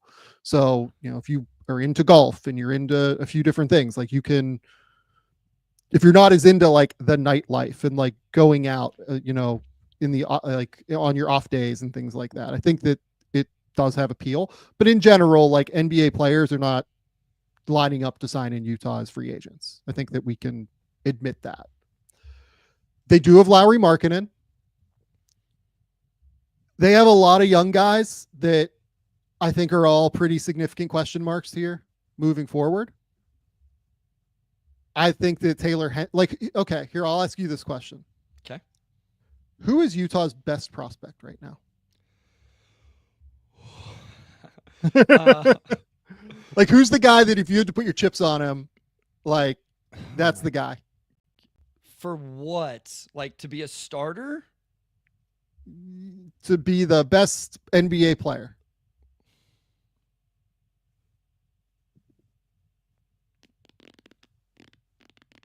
I know who I think has been the best this season, but I think that I probably have a different answer in terms of like who I would bet on. I don't know. I mean, Kessler's at least shown that he can be an NBA. Okay, I lied. Kessler is very clearly the answer here. Let's remove Walker from the conversation, though. I mean, I feel like I should say Keontae. Most people would want me to say Keontae, but I just don't believe in Keontae's efficiency. But I don't think Isaiah Collier is going to be a starting level point guard, even though he's shown interesting signs. Flip is like it's a bunch of the same answer. Like, these guys are interesting, but I don't even know if they're starters. Like, it's almost like a bench mob full of young players, which is, I want to say it's okay. I don't know if it is okay with where they're all. Some of them weren't even first round picks, so maybe it is okay. But I don't. There's I mean, nobody that most of them outside of Flip are first round picks. Well, Isaiah went late too, but yeah, then the rest are lottery picks, all lottery picks. Keontae went 16th, I think. Sensabaugh went 24th or so. So first round 26th pick, maybe. So first round picks, even if not lottery. But like, I've never been a Cody Williams guy, and I haven't seen anything yet that has turned me into one. I don't. What's your answer? I think that my answer is still Hendricks. Okay, out of sight, out of mind, maybe for me. So yeah, and like I hope he comes back. Like that injury earlier this year with Yes. his I know it was a broken leg. I can't remember if it was like the fibula or whatever it was, but I mean that was a horrific injury, and I really hope that Hendricks gets back and is okay. I think I would still go Hendricks long term. I mean, like, I think I would still probably take the bet on Cody. I always kind of thought that this season was going to go poorly for Cody. Yeah, He just doesn't have he doesn't have the baseline level of strength to be able to do anything. Yep. In an NBA game. But the thing is that, like, if he can get to the point where he is stronger, he has some shooting ability. He has some passing ability. He's okay. He's pretty solid on defense. Like, he's just a versatile wing that's like 6'6", 6'7" with long arms. That's like, I think I would still take the bet on like being able to develop his frame. Like, if it's literally just, hey, let's get some strength here. You know what I mean? I think I'd still take that bet. But after that, like, the guy who's been the best this year, the guy who's been most impressive is Flip, in my opinion. Like, Filipowski has been their most impressive rookie, and I don't know that it's all that close to me.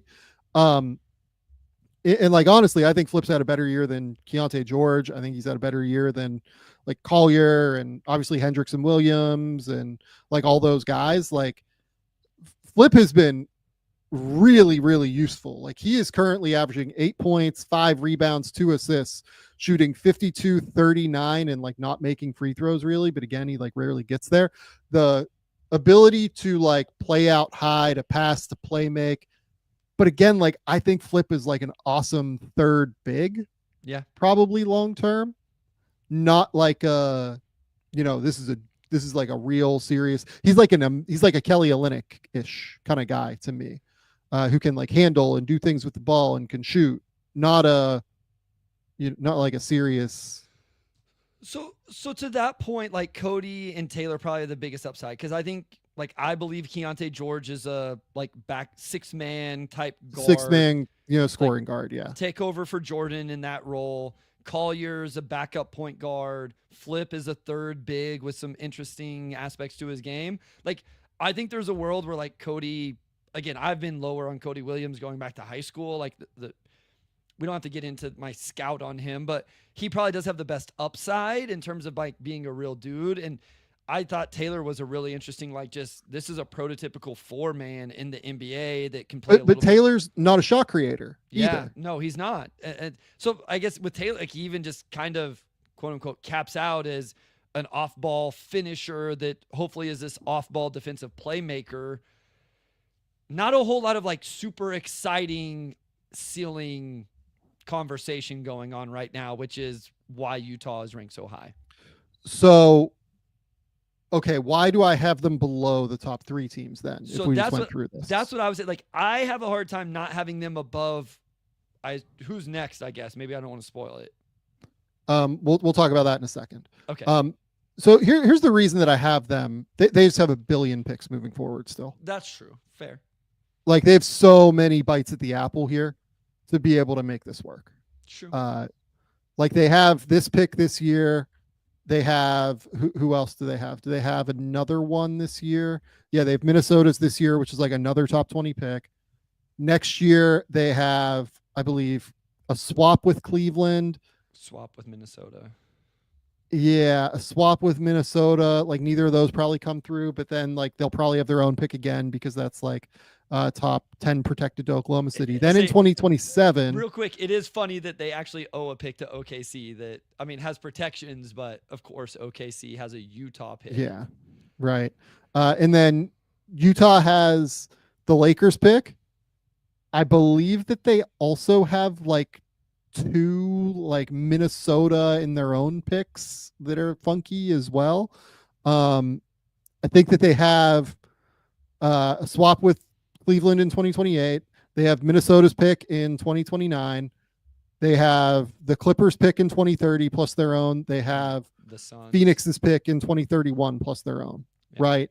So they just have like the ability to keep taking bites at the apple here if they want to. And they still do have Lowry Markkanen and Walker Kessler, who are like very high. Like Walker Kessler is like a league average starting center already at 23.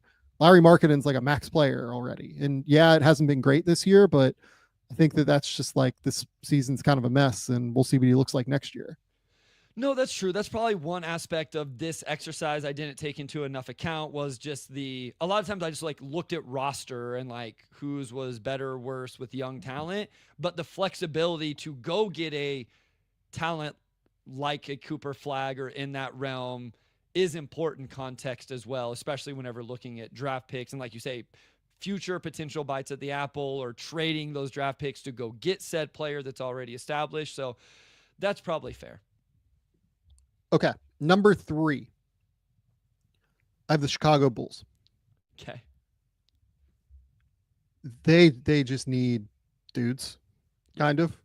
And honestly, actually, no, I lied. I'm sorry. I redid this once. I have Charlotte at 3 and Chicago at 2. Okay, so that's what I have also. Yeah, I have Charlotte at 3, Chicago at 2. So let's go to Charlotte first.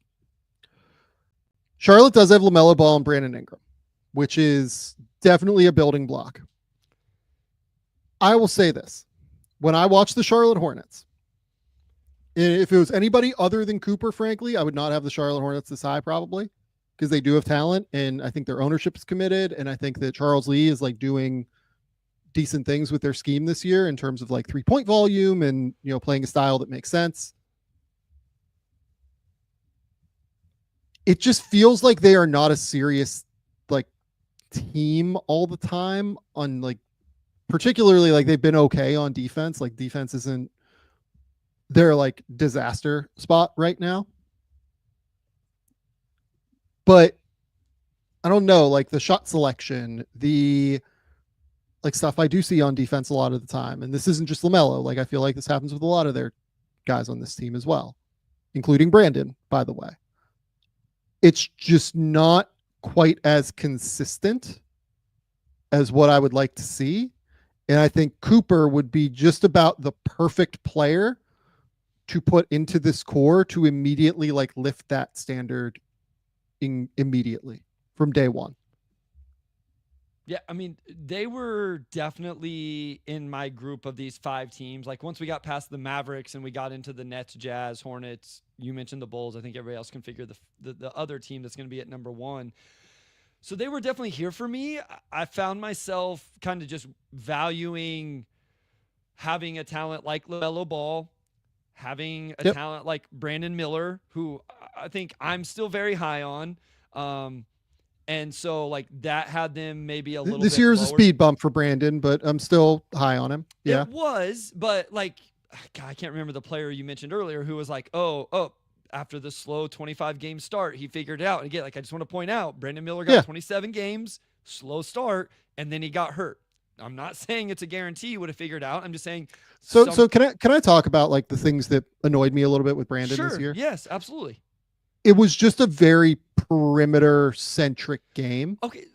Where he doesn't use his length and size at all to his advantage. And part of this is that like he's 200 pounds. And part of this is that he's never been a great player on the interior, like driving to the rim with his gathers, with his ability to get to the rim. Like that's never really been his game.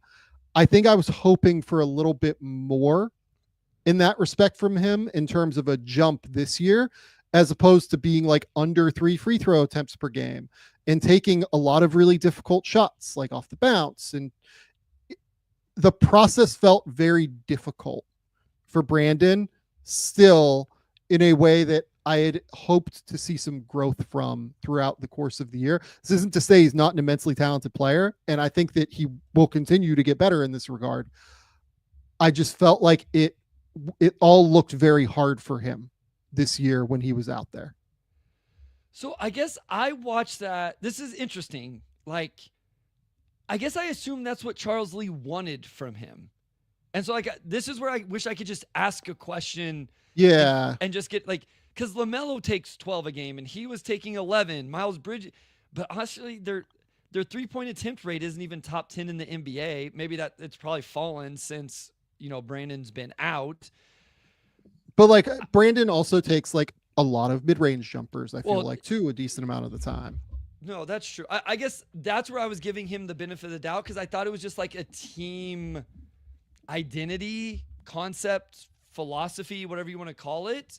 And so I guess I just assumed that's what they wanted from him. It's very possible. Like, he was taking like 2 mid-range jumpers per game, right? Off of pull-ups, that is. And making them at like 32%. At the rim, I'll look at the half court numbers here at the rim as opposed to the full court numbers. Do you know Brandon Miller shot at the rim this season? I would guess not very good. I mean, this was the worry. Half court only? Half court only. I would say 50% somewhere. 37.5% at the rim. And this is kind of it. Like, yep. I think I expected the ability, and from Juwara, he just brings up the perfect point. Like, Brandon Miller is still really struggling to play through contact. And, while again, like, he has a very skinny frame and is slight, and, that's always part of the equation. Like, he's also 22 years old at this point too. And he's not the youngest, like Scoot just turned 21. Like, Brandon Miller turned 22 in, I think it was like October or November or something like that.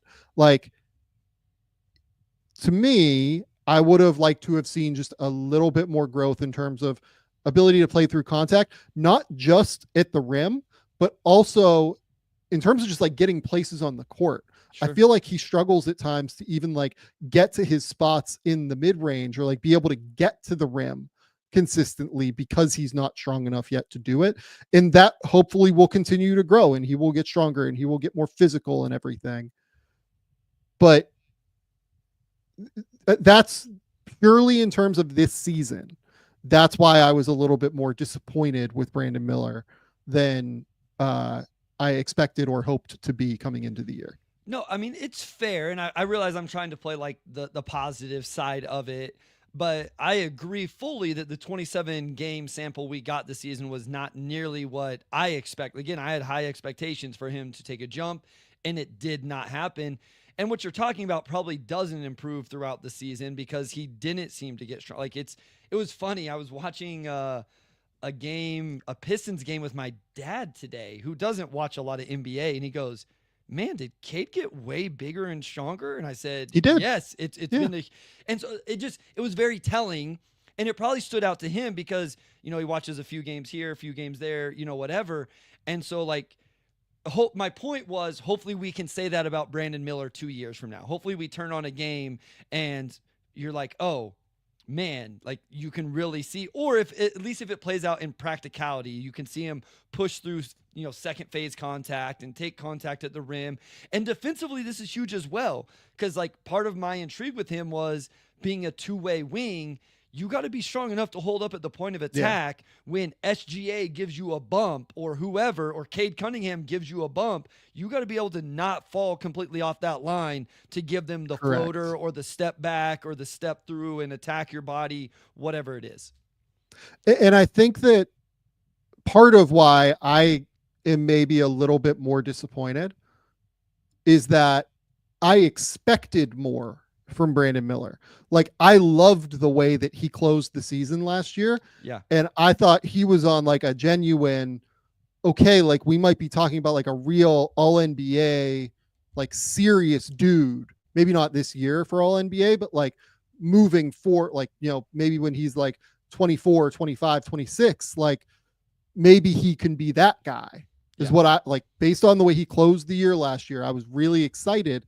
And I thought that this year he didn't show enough growth, I guess, in the areas that I had hoped is the fairest way to put it. It's honestly probably more what I had hoped for Brandon as opposed to like, anything that he has done maybe even. Although like the ability to play through contact and the strength is a real factor. And like he does need to get better at those things. But I guess the part of this is that you and I have high expectations for Brandon Miller because he's shown the ability to do this stuff before. In this year, I felt like maybe not like the strength necessarily, but he has shown us a lot before. And this year, it wasn't quite there. Yep. No, I would agree. I agree with all of that. And if you worry that strength is always going to be an issue, and if you worry about the LaMelo Ball stuff that we talk about every time we talk about LaMelo Ball or the Hornets or whatever, then this really makes sense for them to be where they're at. Because if you take those two guys kind of out of the equation, there's not a ton left there outside of like Mark Williams and whatever that situation is. Like Tinjon Salon obviously was a top 10 pick, 7 overall, whatever it was. I think you and I were not wildly high on that pick. No, like, and Salon is an interesting player, but we'll see how that develops long term. And pure project. Like same with the Cody Williams thing with him. Like this year was always a write-off with Salon. 100%. Like there was no way that it was going to be all that effective. Yep, I agree. So that's where you get to like, okay, they're a top 3 team in this exercise. Yeah. And like Mark Williams, like you said, like obviously very productive, but like I've not liked anything I've seen from him on defense this year, frankly. It's just a weird situation in Charlotte right now. They are 15-48, and when LaMelo's on the court, like they do like slightly beat their opponent, if I remember correctly. I think that I can look that up while we're talking, but watch it be like not even close. But like I think it is when Bridges, LaMelo, and somebody else are on the court, like they do slightly beat their opponent. But the key is that like when your best players are on the court, you should be like really beating your opponent by like 5+ points per 100 possessions to be like a really, really good basketball team. That tends to be the difference between like good teams and teams that are still trying to figure it out. So like when LaMelo is on the court this year, they are only like a -4.5 as opposed to a -10 when he's on or off the court, right? Having said that, like the defensive rating absolutely balloons up to 118.5 when he's on the court versus being 113.1 when he's off the court. So we know what LaMelo is. Like he needs to just become a more engaged defender, point blank. Like that's the reality of the situation, and he has to iron out the shot selection. Still an incredibly talented player, but there's a lot there he has to fix too. I mean, NBA.com has the 3-player lineup of Bridges, Ball, Miller in 238 minutes. Obviously, not a whole lot of sample here as a 0.6 net rating, so slightly above, mostly driven by a very good offensive rating. Yeah, I was gonna say I thought it might have been Miller. I couldn't remember if it was Miller like, or Williams. Like Cody Martin and Seth Curry had better ones, but I mean, I don't know what the one that stood out there. That is. Yeah, like the one that people would care about is that Brandon Miller with those 2 guys. So LaMelo Ball with those 2 guys. Okay. On Charlotte though, like Cooper Flagg, like getting him in the organization, like that is the exact thing that they need. Yeah, I agree. To me, like defensive pressure and power. He's a great defender. He's a very, very good defender. I wouldn't say like immediately great. He's a very, very good defender. And he is like a serious individual who's like extremely competitive and tough and is going to like raise the standards immediately. And this is also I like VJ if they drop. I'm not saying that like it's a okay makes sense to me, but VJ makes a lot of sense for them for similar reasons on the defensive end. Totally agree. Okay, number 2 is Chicago. Yep. Chicago and look, like we'll talk positively in a second because they've been like fairly competitive. Like they've won 3 of their last 5 games, and I think 4 of their last 7, if I remember correctly. Like they dump trucked Philly in that one game a couple weeks ago. They recently beat Orlando, and then last night I think they beat Miami, if I remember correctly, too. Like they've been like pretty competitive, and a big reason for that is Josh Giddey, and we'll talk about Giddey momentarily here. But like, what is this team moving forward? A bunch of point guards. It's just a lot. It's a lot of guards. I don't know about you, but like, I don't trust this front office to do anything but like the easiest thing possible, which would be taking Cooper Flagg at number 1. They have Kobe White, but Kobe White is now next season on an expiring contract unless they extend him. Yep. Which I don't know how you feel about extending Kobe White. I would really not want to go like wildly aggressive on the number. Yeah. I think is where I would leave it. Like he's a real shot creator and he's definitely a scorer. Is there a chance he's like the best 6th man in the league on a good team? That seems like the better role than starting guard on a contending team. Yeah, and he has a chance to like go beyond that, I think. But the issue that I, often kind of have with him is I just struggle with why he can't like. He's very fast. I feel like I expect him to get like to the rim more than he does. Maybe. Like I'll have to like look at the numbers while we're talking here, but it's very complicated, like watching him play. Part of it is that he does have to create a lot as well, but like he's very good at getting to the rim in transition. He gets there like 3 times a game in the half court. And I guess he only takes, like 1.5 pull up mid-range shots per game. It just feels very difficult to me for Kobe White for some reason. I mean, when he gets it going, he's a blast. A nuclear hot, like unbelievable. I watched the game recently where they played Orlando and he got it going and he showed unbelievable. He big time 3-point shooter and can make tough shots. In that game, he did kind of use ball screens, got downhill some. He used that shoot. I think that his best thing he uses is that shooting leverage, and then does have some speed to get downhill and was showing all of that within this game. Like I put in, he's one of the best smaller guard scorers in the league when he gets it going, but it's like, okay, like what does that look like on a night in, night out? Like he's averaged 19 the last 2 years. Maybe I sold him short saying he couldn't be a starting level guard. Maybe he is even on a contending team. I don't know. But he's not a great defender is the issue. And he's made our list of best value contracts in the league the last couple of times we've done it. The problem is Chicago has wasted those years, and he's not going to be a value. I assume he's not going to be a value contract on this next contract. I'm not saying he will be a bad value. I'm just saying I expect him to get paid to a level that he no longer makes that list. I hope Kobe White gets his money. I want to be clear. I hope he gets his money. I'm just saying I don't expect him to sign up for the non-tax MLE for the next 4 years. I don't know. It feels like this player type, and he's a little bit more than that. Like he is like a little bit more than this player type, right? That I'm about to say. But the Malik Beasleys, the Gary Trents, the like because he can actually create a little bit. Like he's more than this. But these shooting guards that are not great defenders, that are like don't really play point.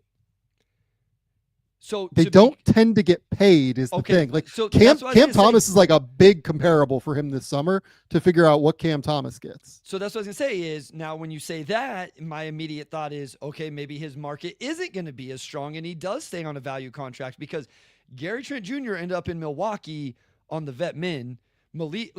Malik Beasley ended up in Detroit for 6, and like that's because Detroit had cap space. Like I wonder what Malik Beasley gets this last offseason if Detroit isn't there going like, we need shooting and floor spacing, so we're going to pay you more than anybody else to get you here and get you here now.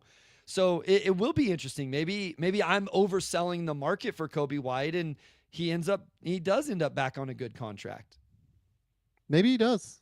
That's possible. So here's my thing: is like you look at guys under 25 on this roster. Patrick Williams is 23 on just like a contract I don't think either of us like. We're gonna talk Josh Giddey, and then you have like Dalen Terry, Taylor Horton Tucker, Julian Phillips, and then the name obviously is Buzelis, who's been interesting at times this year. Like I haven't watched and thought like anything crazy, but we'll see. I mean, I think that's what gets Chicago at number 2 on this list is like there's just not a whole lot of that. So what gets Chicago at number 2 on this list is like, I don't trust the ownership group and I don't trust the front office. Like, I don't really think either of those two situations are particularly positive. I'll say this, like Modest over this last little run here, basically since the end of January, 13 points on 49, 32, 88, 4 rebounds, 2 assists, positive assist turnover ratio. Like it's the growth you would like to see from a guy that you took it, 10th overall or wherever Modest went, 10th or 11th. Josh Giddey has been like lights out since they moved Zach LaVine. Like that dude is playing. I don't know if he's playing like as well as anybody in the league is playing, but over his last 20 games, Josh Giddey is averaging 18, 8.4 rebounds, 7 assists, shooting 50, 46, 82. Like Giddey has been incredible over the course of this run. I mean, here's the issue though. We have seen what Josh looks like on a good team. Is he an accumulator for a bad team, or is he a great player that can like continue to grow on a good team? Because also when Josh was playing with talent this year, like Zach LaVine, it didn't look as pretty.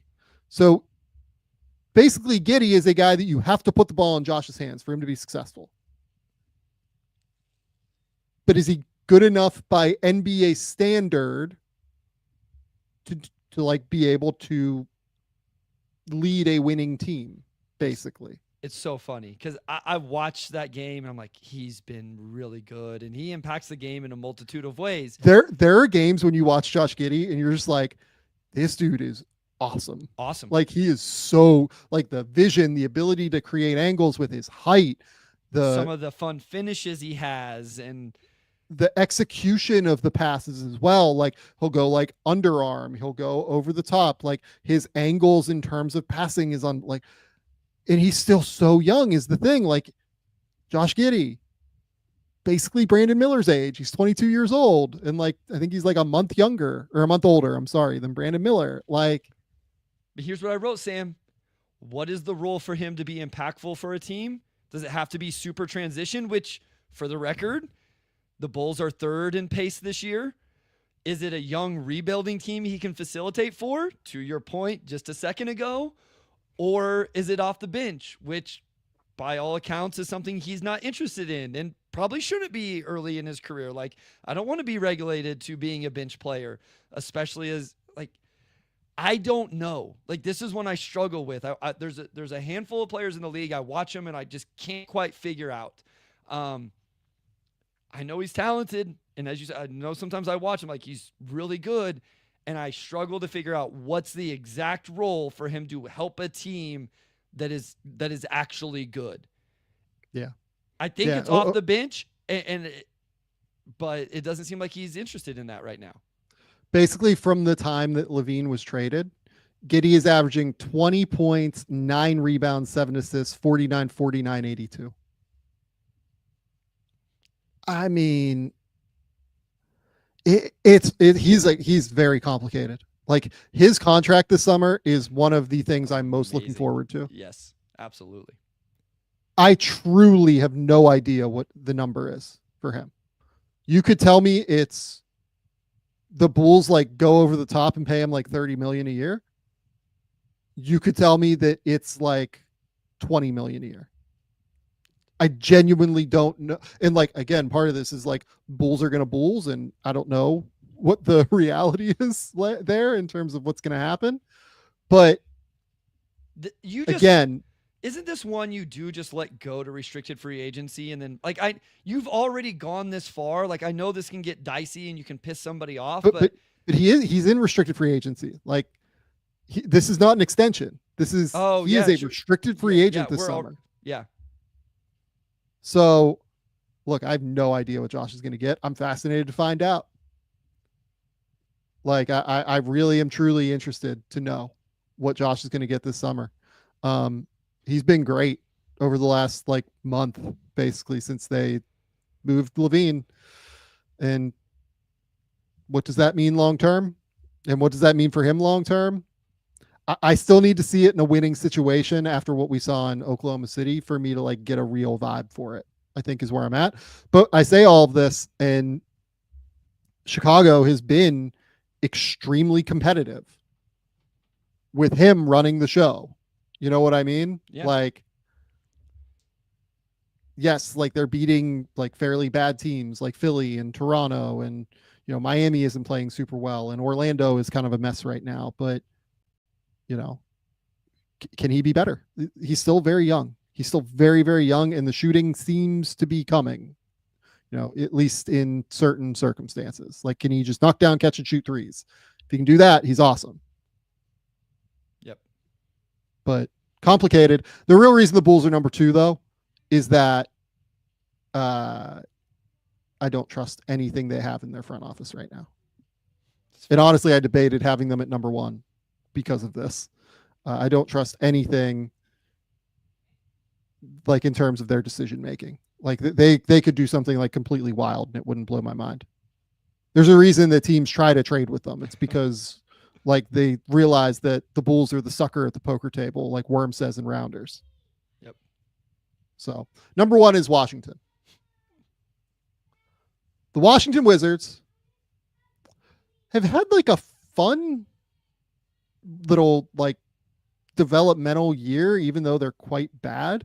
And they've had like a couple of little, you know, wins recently. Like they beat Charlotte, they beat Brooklyn, they beat Utah. Like they're starting to play like some of the bad teams, and they beat Toronto. Like they're starting to play some of the teams that are in their zone and they're contending and competing. And yes, they're very young and not extremely talented right now, but they're a pretty fun team to watch. Honestly, like I kind of enjoy watching the Wizards.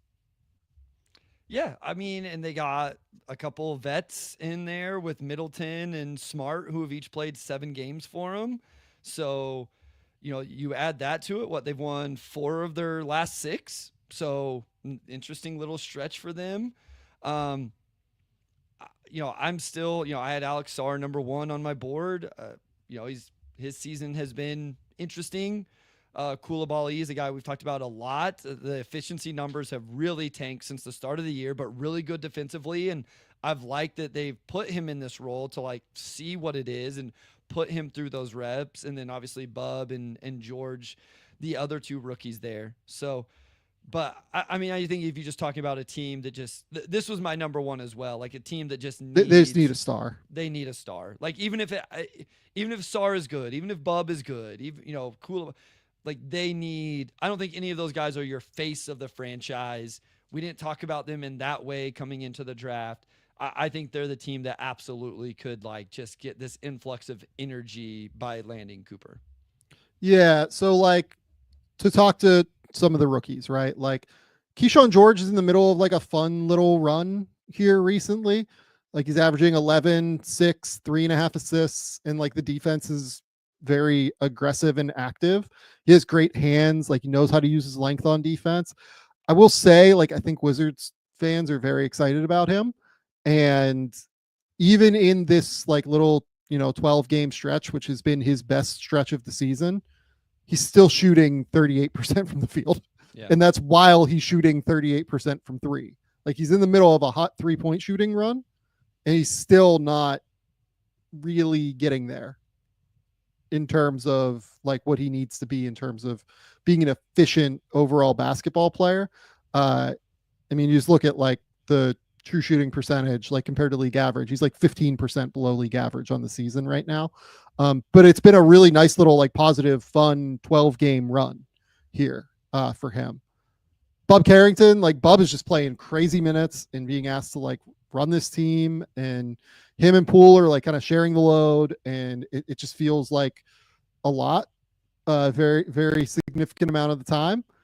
Again, if you look at his last, 13, 12 games, it's 45, 41, 89 while averaging 12, 5, and 5, which is a really nice little run for Bub, I think. I would say Bub. I don't know. Who do you think's been their best rookie? Because we'll talk about Sar in a second. Sar has like, it's been tricky with Alex this year just because he's so physically not ready for this yet. Yeah. I mean, I can see the argument for Bub. I would probably still go Sar. Like Sar still averages more points per game than Bub. Yeah. Sar's Sar's flashes are better to me. Yeah, which has always been the thing. I mean, the problem is, it's hard to say that whenever your big man, though, is under 40% from the field, though. So, like, Correct. That is concerning. And when you, like you mentioned true shooting, when you just filter this roster by true shooting, you go right to the bottom. And they are rookies on a bad team. So, like, I'm not trying to, but even with, so Bub is at 52, Bilal is at 51, George is at 49, Sar's at 48, true shooting percentage, which is, 4 of the worst on the team. Again, I realize young players on a bad team. I get it. Yep. Like, I'm not like, this isn't an end all be all that none of these guys can be good, but it is, you would like to see those things better. And so it's hard for me to say Sar's been the best whenever he's under 40% from the field, 31% from three. But like you mentioned, I still am trying to buy the flashes with him. So with Sar, I think what worries me is the fact that he is on the bottom of that true shooting list. Yeah. Yep. As a big. Yep. He is, and this is something we knew coming in, he is not great at big man things. Absolutely. Right now.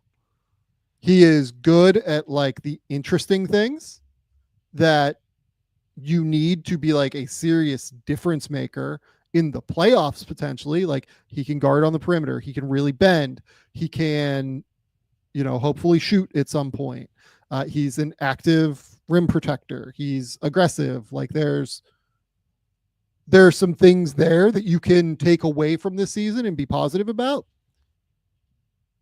But it's also going to take time. Like it's going to take a lot of time. And I think he's even further away than what I thought coming into the year at the basket, particularly. I mean, Sam, Alex Sar has the worst 2-point percentage on the Washington Wizards at 46%. That just, it doesn't surprise me.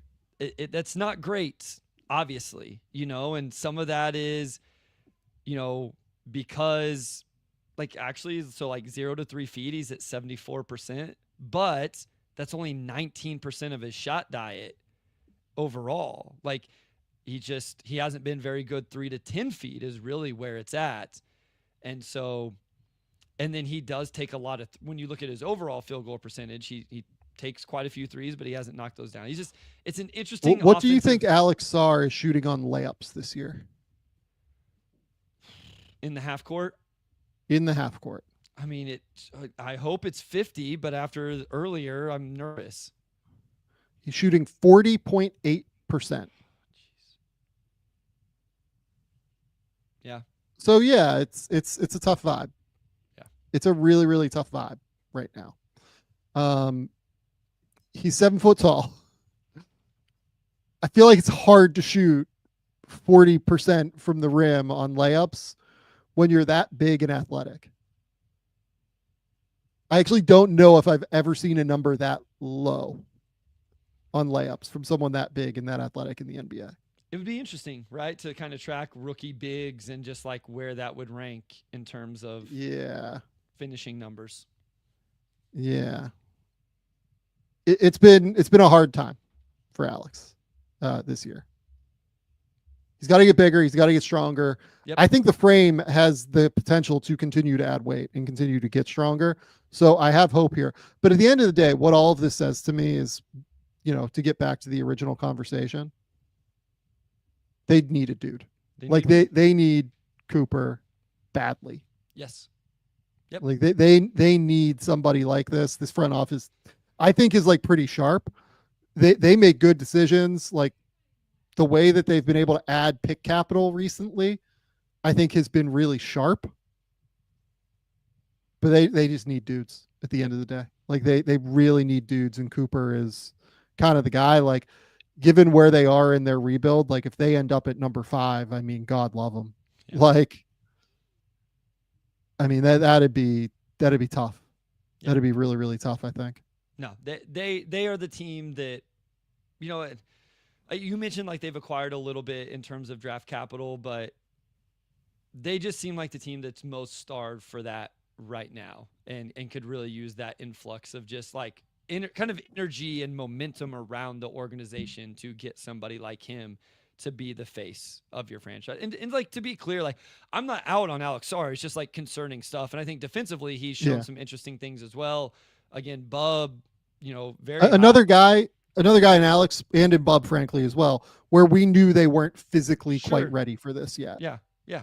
And it was always going to be like year 3 for them. Like, this is where it'll be, like, this is where it is in year 3. Yep. And Bilal is still very interesting, especially what he does defensively. But, if he's got to figure out the offensive efficiency as well. So yeah, Bilal looks great. Like, I'm still, I don't think he's a star, but he looks like a real, like, okay, this is an NBA wing that is going to be really valuable for a long time. It's just, they need to kind of figure it all out in terms of the hierarchy, I think, more than anything. And that's what I was gonna say too. Getting somebody like Cooper starts to like get everybody in the hierarchy that they need to be. Like, you start to get, there would still be struggles, right? If Cooper comes in as your main guy right away, as good as he's going to be, but you can start to put guys in the roles they should be in, I feel like, which could be good. Okay. So I'm going to turn the tables on you here, Bryce. Uh-oh. We are done. Okay. It is trivia time. Okay. For Bryce Simon. Wait, what?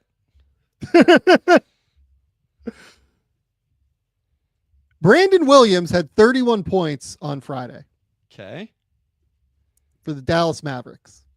That was the 3rd most points ever by a player on a 2-way contract.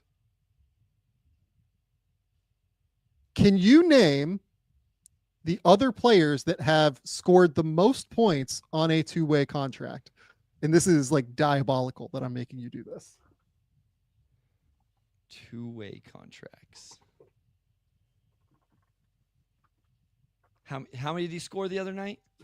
He scored 31. I will tell you that the all-time most points scored, according to Mark Followell, on a 2-way contract is 36.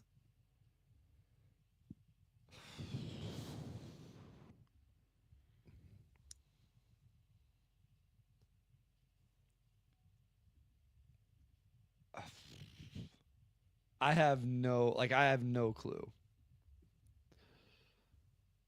Okay, so one of these top players is one of our favorite defensive players in the league. Okay.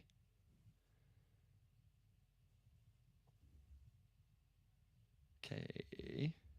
Think about guys that went undrafted. Yeah, so that's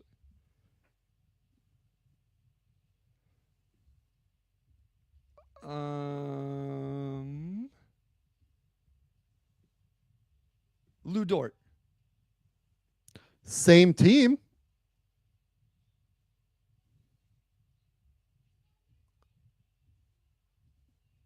Hart? No. I Hart? No. Uh-uh. How many freaking undrafted guys does that team have?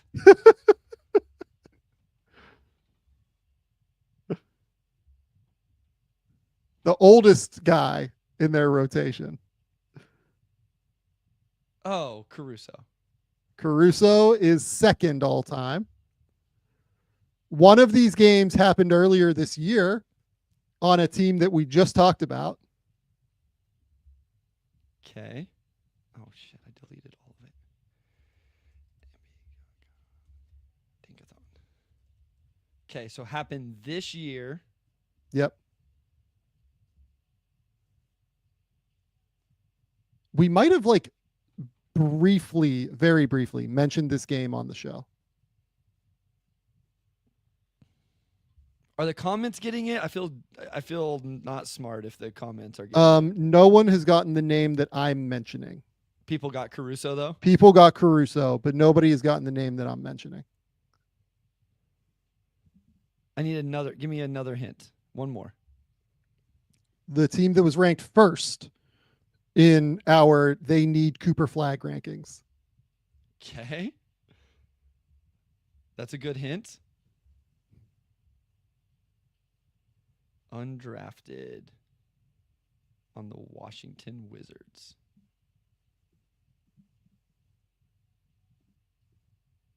Champagny? It is Champagny. Oh, That is yeah. correct. Okay. I actually do remember this now. Okay. Yep. Yeah, Interesting. it is Justin Champagny. There's another player who did this year, by the way, on a team that we talked about, on the Brooklyn Nets. Scored 30? He scored 30, yeah. On the Nets.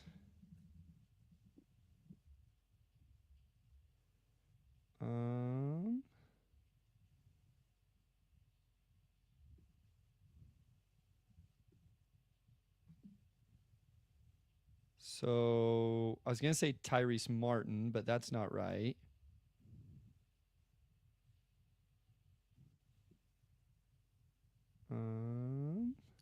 It is Tyrese Martin. Oh, okay. Well, he was drafted, so that's why I wasn't gonna say him. Yeah, he wasn't undrafted, but he was on a two-way.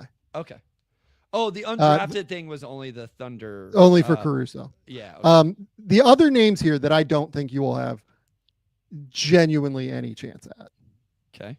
The all-time leading scorer for a game while on a two-way came in some deep April baseball or April basketball shit. April 10th, 2018, Alec Peters had 36 for the Phoenix Suns. I mean, listen. All-time leader in two-way scoring in a game. I'm not gonna lie to our listeners. I'm Googling this name right now. As Went to somebody that- Valpo. Yep. Yeah, Played a lot- he's like had a very successful career overseas. Overseas, it looks like. Yeah. Yeah, he's a really, really good player. He's not quite athletic enough to play in the NBA. Really, really good player. Number 2 is Caruso. Number 3 is Champagny. Tied with him is Brandon Williams' game on Friday night against Memphis. Jalen Harris for Toronto in 2021. He dropped 31 in some deep May basketball during the weird like switched schedule. This is amazing. If I remember correctly, Jalen Harris, I think, got suspended for a long time. Yeah, got suspended for a drug violation from the NBA. He was banned for the 2021-22 season. And then the NBA ended his like dismissal from the league because that's the way it works. Like you get dismissed from the league for a specific period of time and then they end it. That ended, I think, in 2022. But he's just, gone overseas. He's playing in China. He's been successful in China at this point. Yeah, I was gonna say 23-24. There's a stint with Windy City. Yep. And then Tyrese Martin is next at 30. And then the final player to drop 30 on a two-way, Duke legend Quinn Cook. Oh, yes. Quinn Cook. An icon. So Quinn was, let me look this up. I believe Quinn was in high school when I was, he was at DeMatha when I was at American, I think. That sounds right. Yeah, I think that times out correctly. Yeah, if he ended up Because at he Duke, was like a 5-star dude. He was like a serious dude, if I like, remember correctly. So yeah, I watched him at DeMatha because they would play that league, that high school league would play like their whatever Catholic League, yeah. Yeah, would play their championships at Bender at Americans Arena. By the way, American University playing for the Patriot League championship this next week, trying to get back to the tournament. Would that be the first time since you've been there? I think they went once since I've been there. We were the first to ever do it in school history, and we went back to back. But it has happened since. Coach Jones just got inducted into the Hall of Fame earlier this season. Shout out Coach Jones. But you got to send these people a reminder. Yeah. You know what's going on. Yeah. You hooped a little bit. But yeah, I remember Quinn. Yeah, I remember watching him play in high school. So Bryce Simons started an NCAA tournament game, if I remember correctly, right? Came off the bench. Came off the bench. We don't have to get into the story, but yeah, essentially I tore my ACL conference semifinals my junior year. So then obviously like championship game and tournament was torn ACL. Then the next year I came back, was still hurt, never recovered, and just was a bench player. Yeah. That's why if you look at my stats, I didn't get worse. I promise. I didn't get worse from my junior year, scoring 20 on Grievous Vasquez in Maryland as we upset him going into Christmas break, to my senior year, I didn't start playing till after Christmas and averaged like 10 minutes a game or something like that. I promise I didn't get worse. I just got hurt. So injured. Sometimes you just got to let the people know. Yeah. You just got to let them know that you could really flamethrow from the corners. Listen, there's some Twitter videos out there where like I just like had to do it. Like people would talk a little bit of trash on Pistons Twitter. And so I'd go record a video of me hitting like 48 out of 53s in just like a random high school gym here. And then would post it on Twitter. Cause I'm just like, the competitive side comes out sometimes. Yeah. Like this is the like really funny thing that I think people don't understand about like shooters in college. Like I'm glad that like Titus keeps doing these challenges where he has to like save the Barstool guys from like horrible decisions in terms of like free throw contests. Like Mark will just walk into a gym and just drop like 93% of his free throws. Like it's nothing. And I guarantee you're the same. Like you can just literally walk in, and if it's an empty gym, like it's just curtains. That's what I think. One time I did it to prove a point of like, guys, I legit haven't touched a basketball in 6 months. I can go to the gym. Like, I feel like I could go to the gym right now. And like, if I really got the competitive juices flowing from a high school line, to be fair, but like I could go knock down a bunch of threes out of 50 or 100 that people would think is a crazy number. And it's like, yeah. And I couldn't even start to walk on a college floor right now. Yeah. But it's like shooting is just a different skill, but it also will never go away because I've shot so many shots in my life. It doesn't take long to get it back, even if I haven't touched a basketball in a while. Yeah, we really just need to get Bryce on a golf course because no. I've done that, Sam, and I found myself on a Sunday morning chucking my 6-iron down the fairway, pissed off about how many times I just shanked the swing. So the thing is that I've told you about my theory before, right? No. My theory is that all great shooters can also be great golfers because a lot of the skills are actually quite similar in transfer. Like it's hand-eye coordination. Sure. It's, repetition, muscle memory. It's like the smallest little details in terms of like being able to adjust like in the middle of your swing if you get like slightly off of your line. Yeah. You know what I mean? Yep. Oh, and like the touch, frankly, like around the green and stuff. Like I have a I feel very strongly about this. That if you wanted to be a very good golfer, you would be a very good golfer. It's funny you say that because even when I go to the gym now, I can feel when I don't get the right enough like force into my shot from my legs, and I can adjust my arms for that specific shot to compensate. Like I can feel the energy transfer. It's like, oh shoot, I did not get up on this one. I better give it a little bit more. I can feel like when you said like making the little tweaks when you feel off balance. funny enough, like I looked up to JJ Redick. Like I would go to the gym. Like JJ was the first one and actually Trajan Langdon. Funny enough, so it was kind of cool when I got to meet him in person at the Nuggets game. By the way, if you're a Nuggets Lakers fan and will be at the game Friday, I will be there. So like, say what's up. But JJ was the first guy I remember like running off screens and like shooting as he turned in the air. And so I would go to the gym and just like try to like replicate that and try to do it.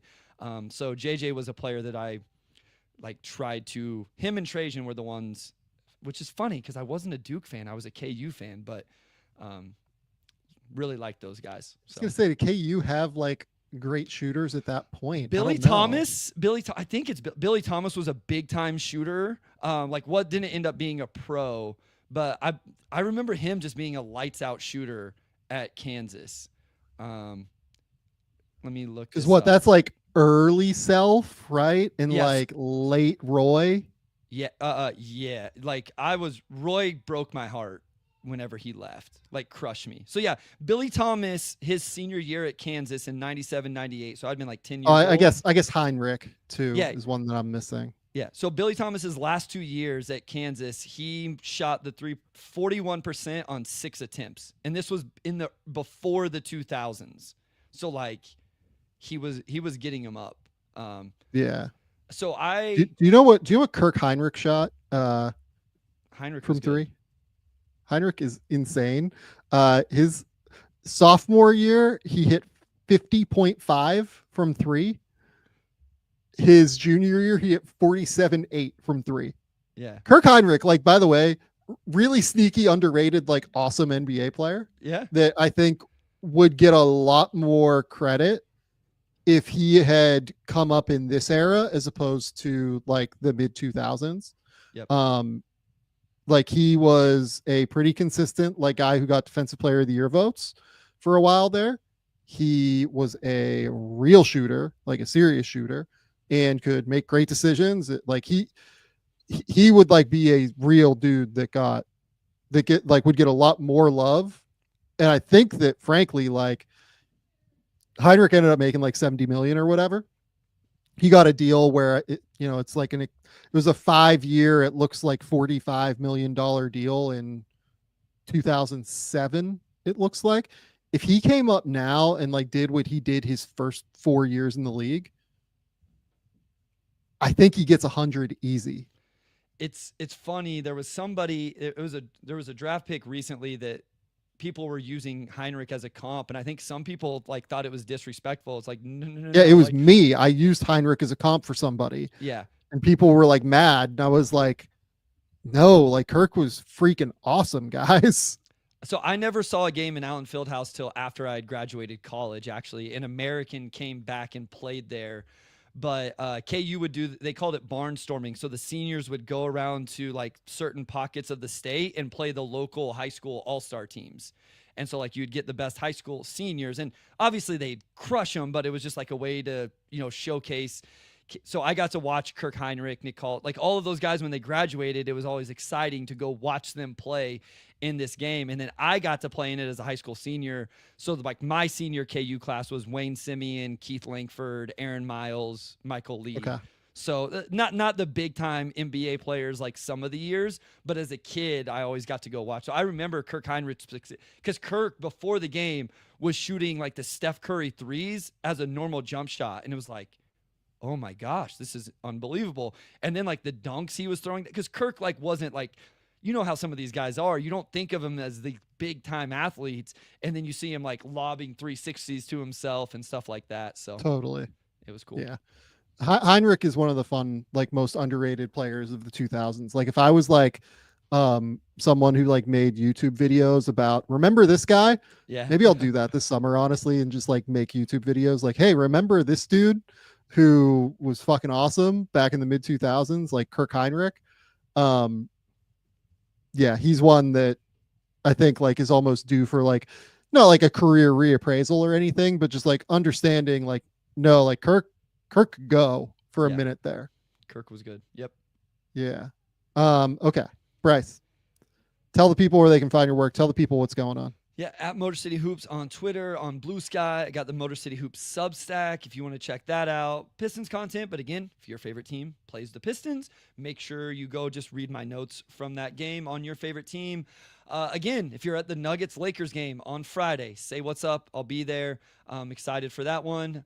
Otherwise, Game Theory Podcast with the Sam Vecenie. So schedule for this week. Either tomorrow or the next day, an interview that I did with Jalen Wells where we broke down tape and like talked through his journey at this point. That'll go up on the YouTube channel. Nice. Probably will also put up that is an interview, I would guess, on the just like the interview part as opposed to like us breaking down tape together on the podcast feed, maybe after Bryce and I show on Thursday. Wednesday, I'm pretty sure I will go. Look, we're not 100% sure. I don't want to lock this in necessarily. I am going to talk about the Lakers with Jovan Bua at some point this week. That's happening. He's traveling with the team, so like we're scheduling things basically together right now. Thursday, Bryce and I will podcast as normal, and I'll try and do another video breakdown of somebody if I get some time this week. But we're in the middle of draft guide cycle, so that often gets tricky for me. I did really enjoy doing the one that I did on Reed last week, though. That was, I love doing those things. So, okay. That's the schedule for this week. Bryce and I will be back on Thursday, but stay here. Go to the YouTube channel. Go subscribe to the Game Theory Podcast.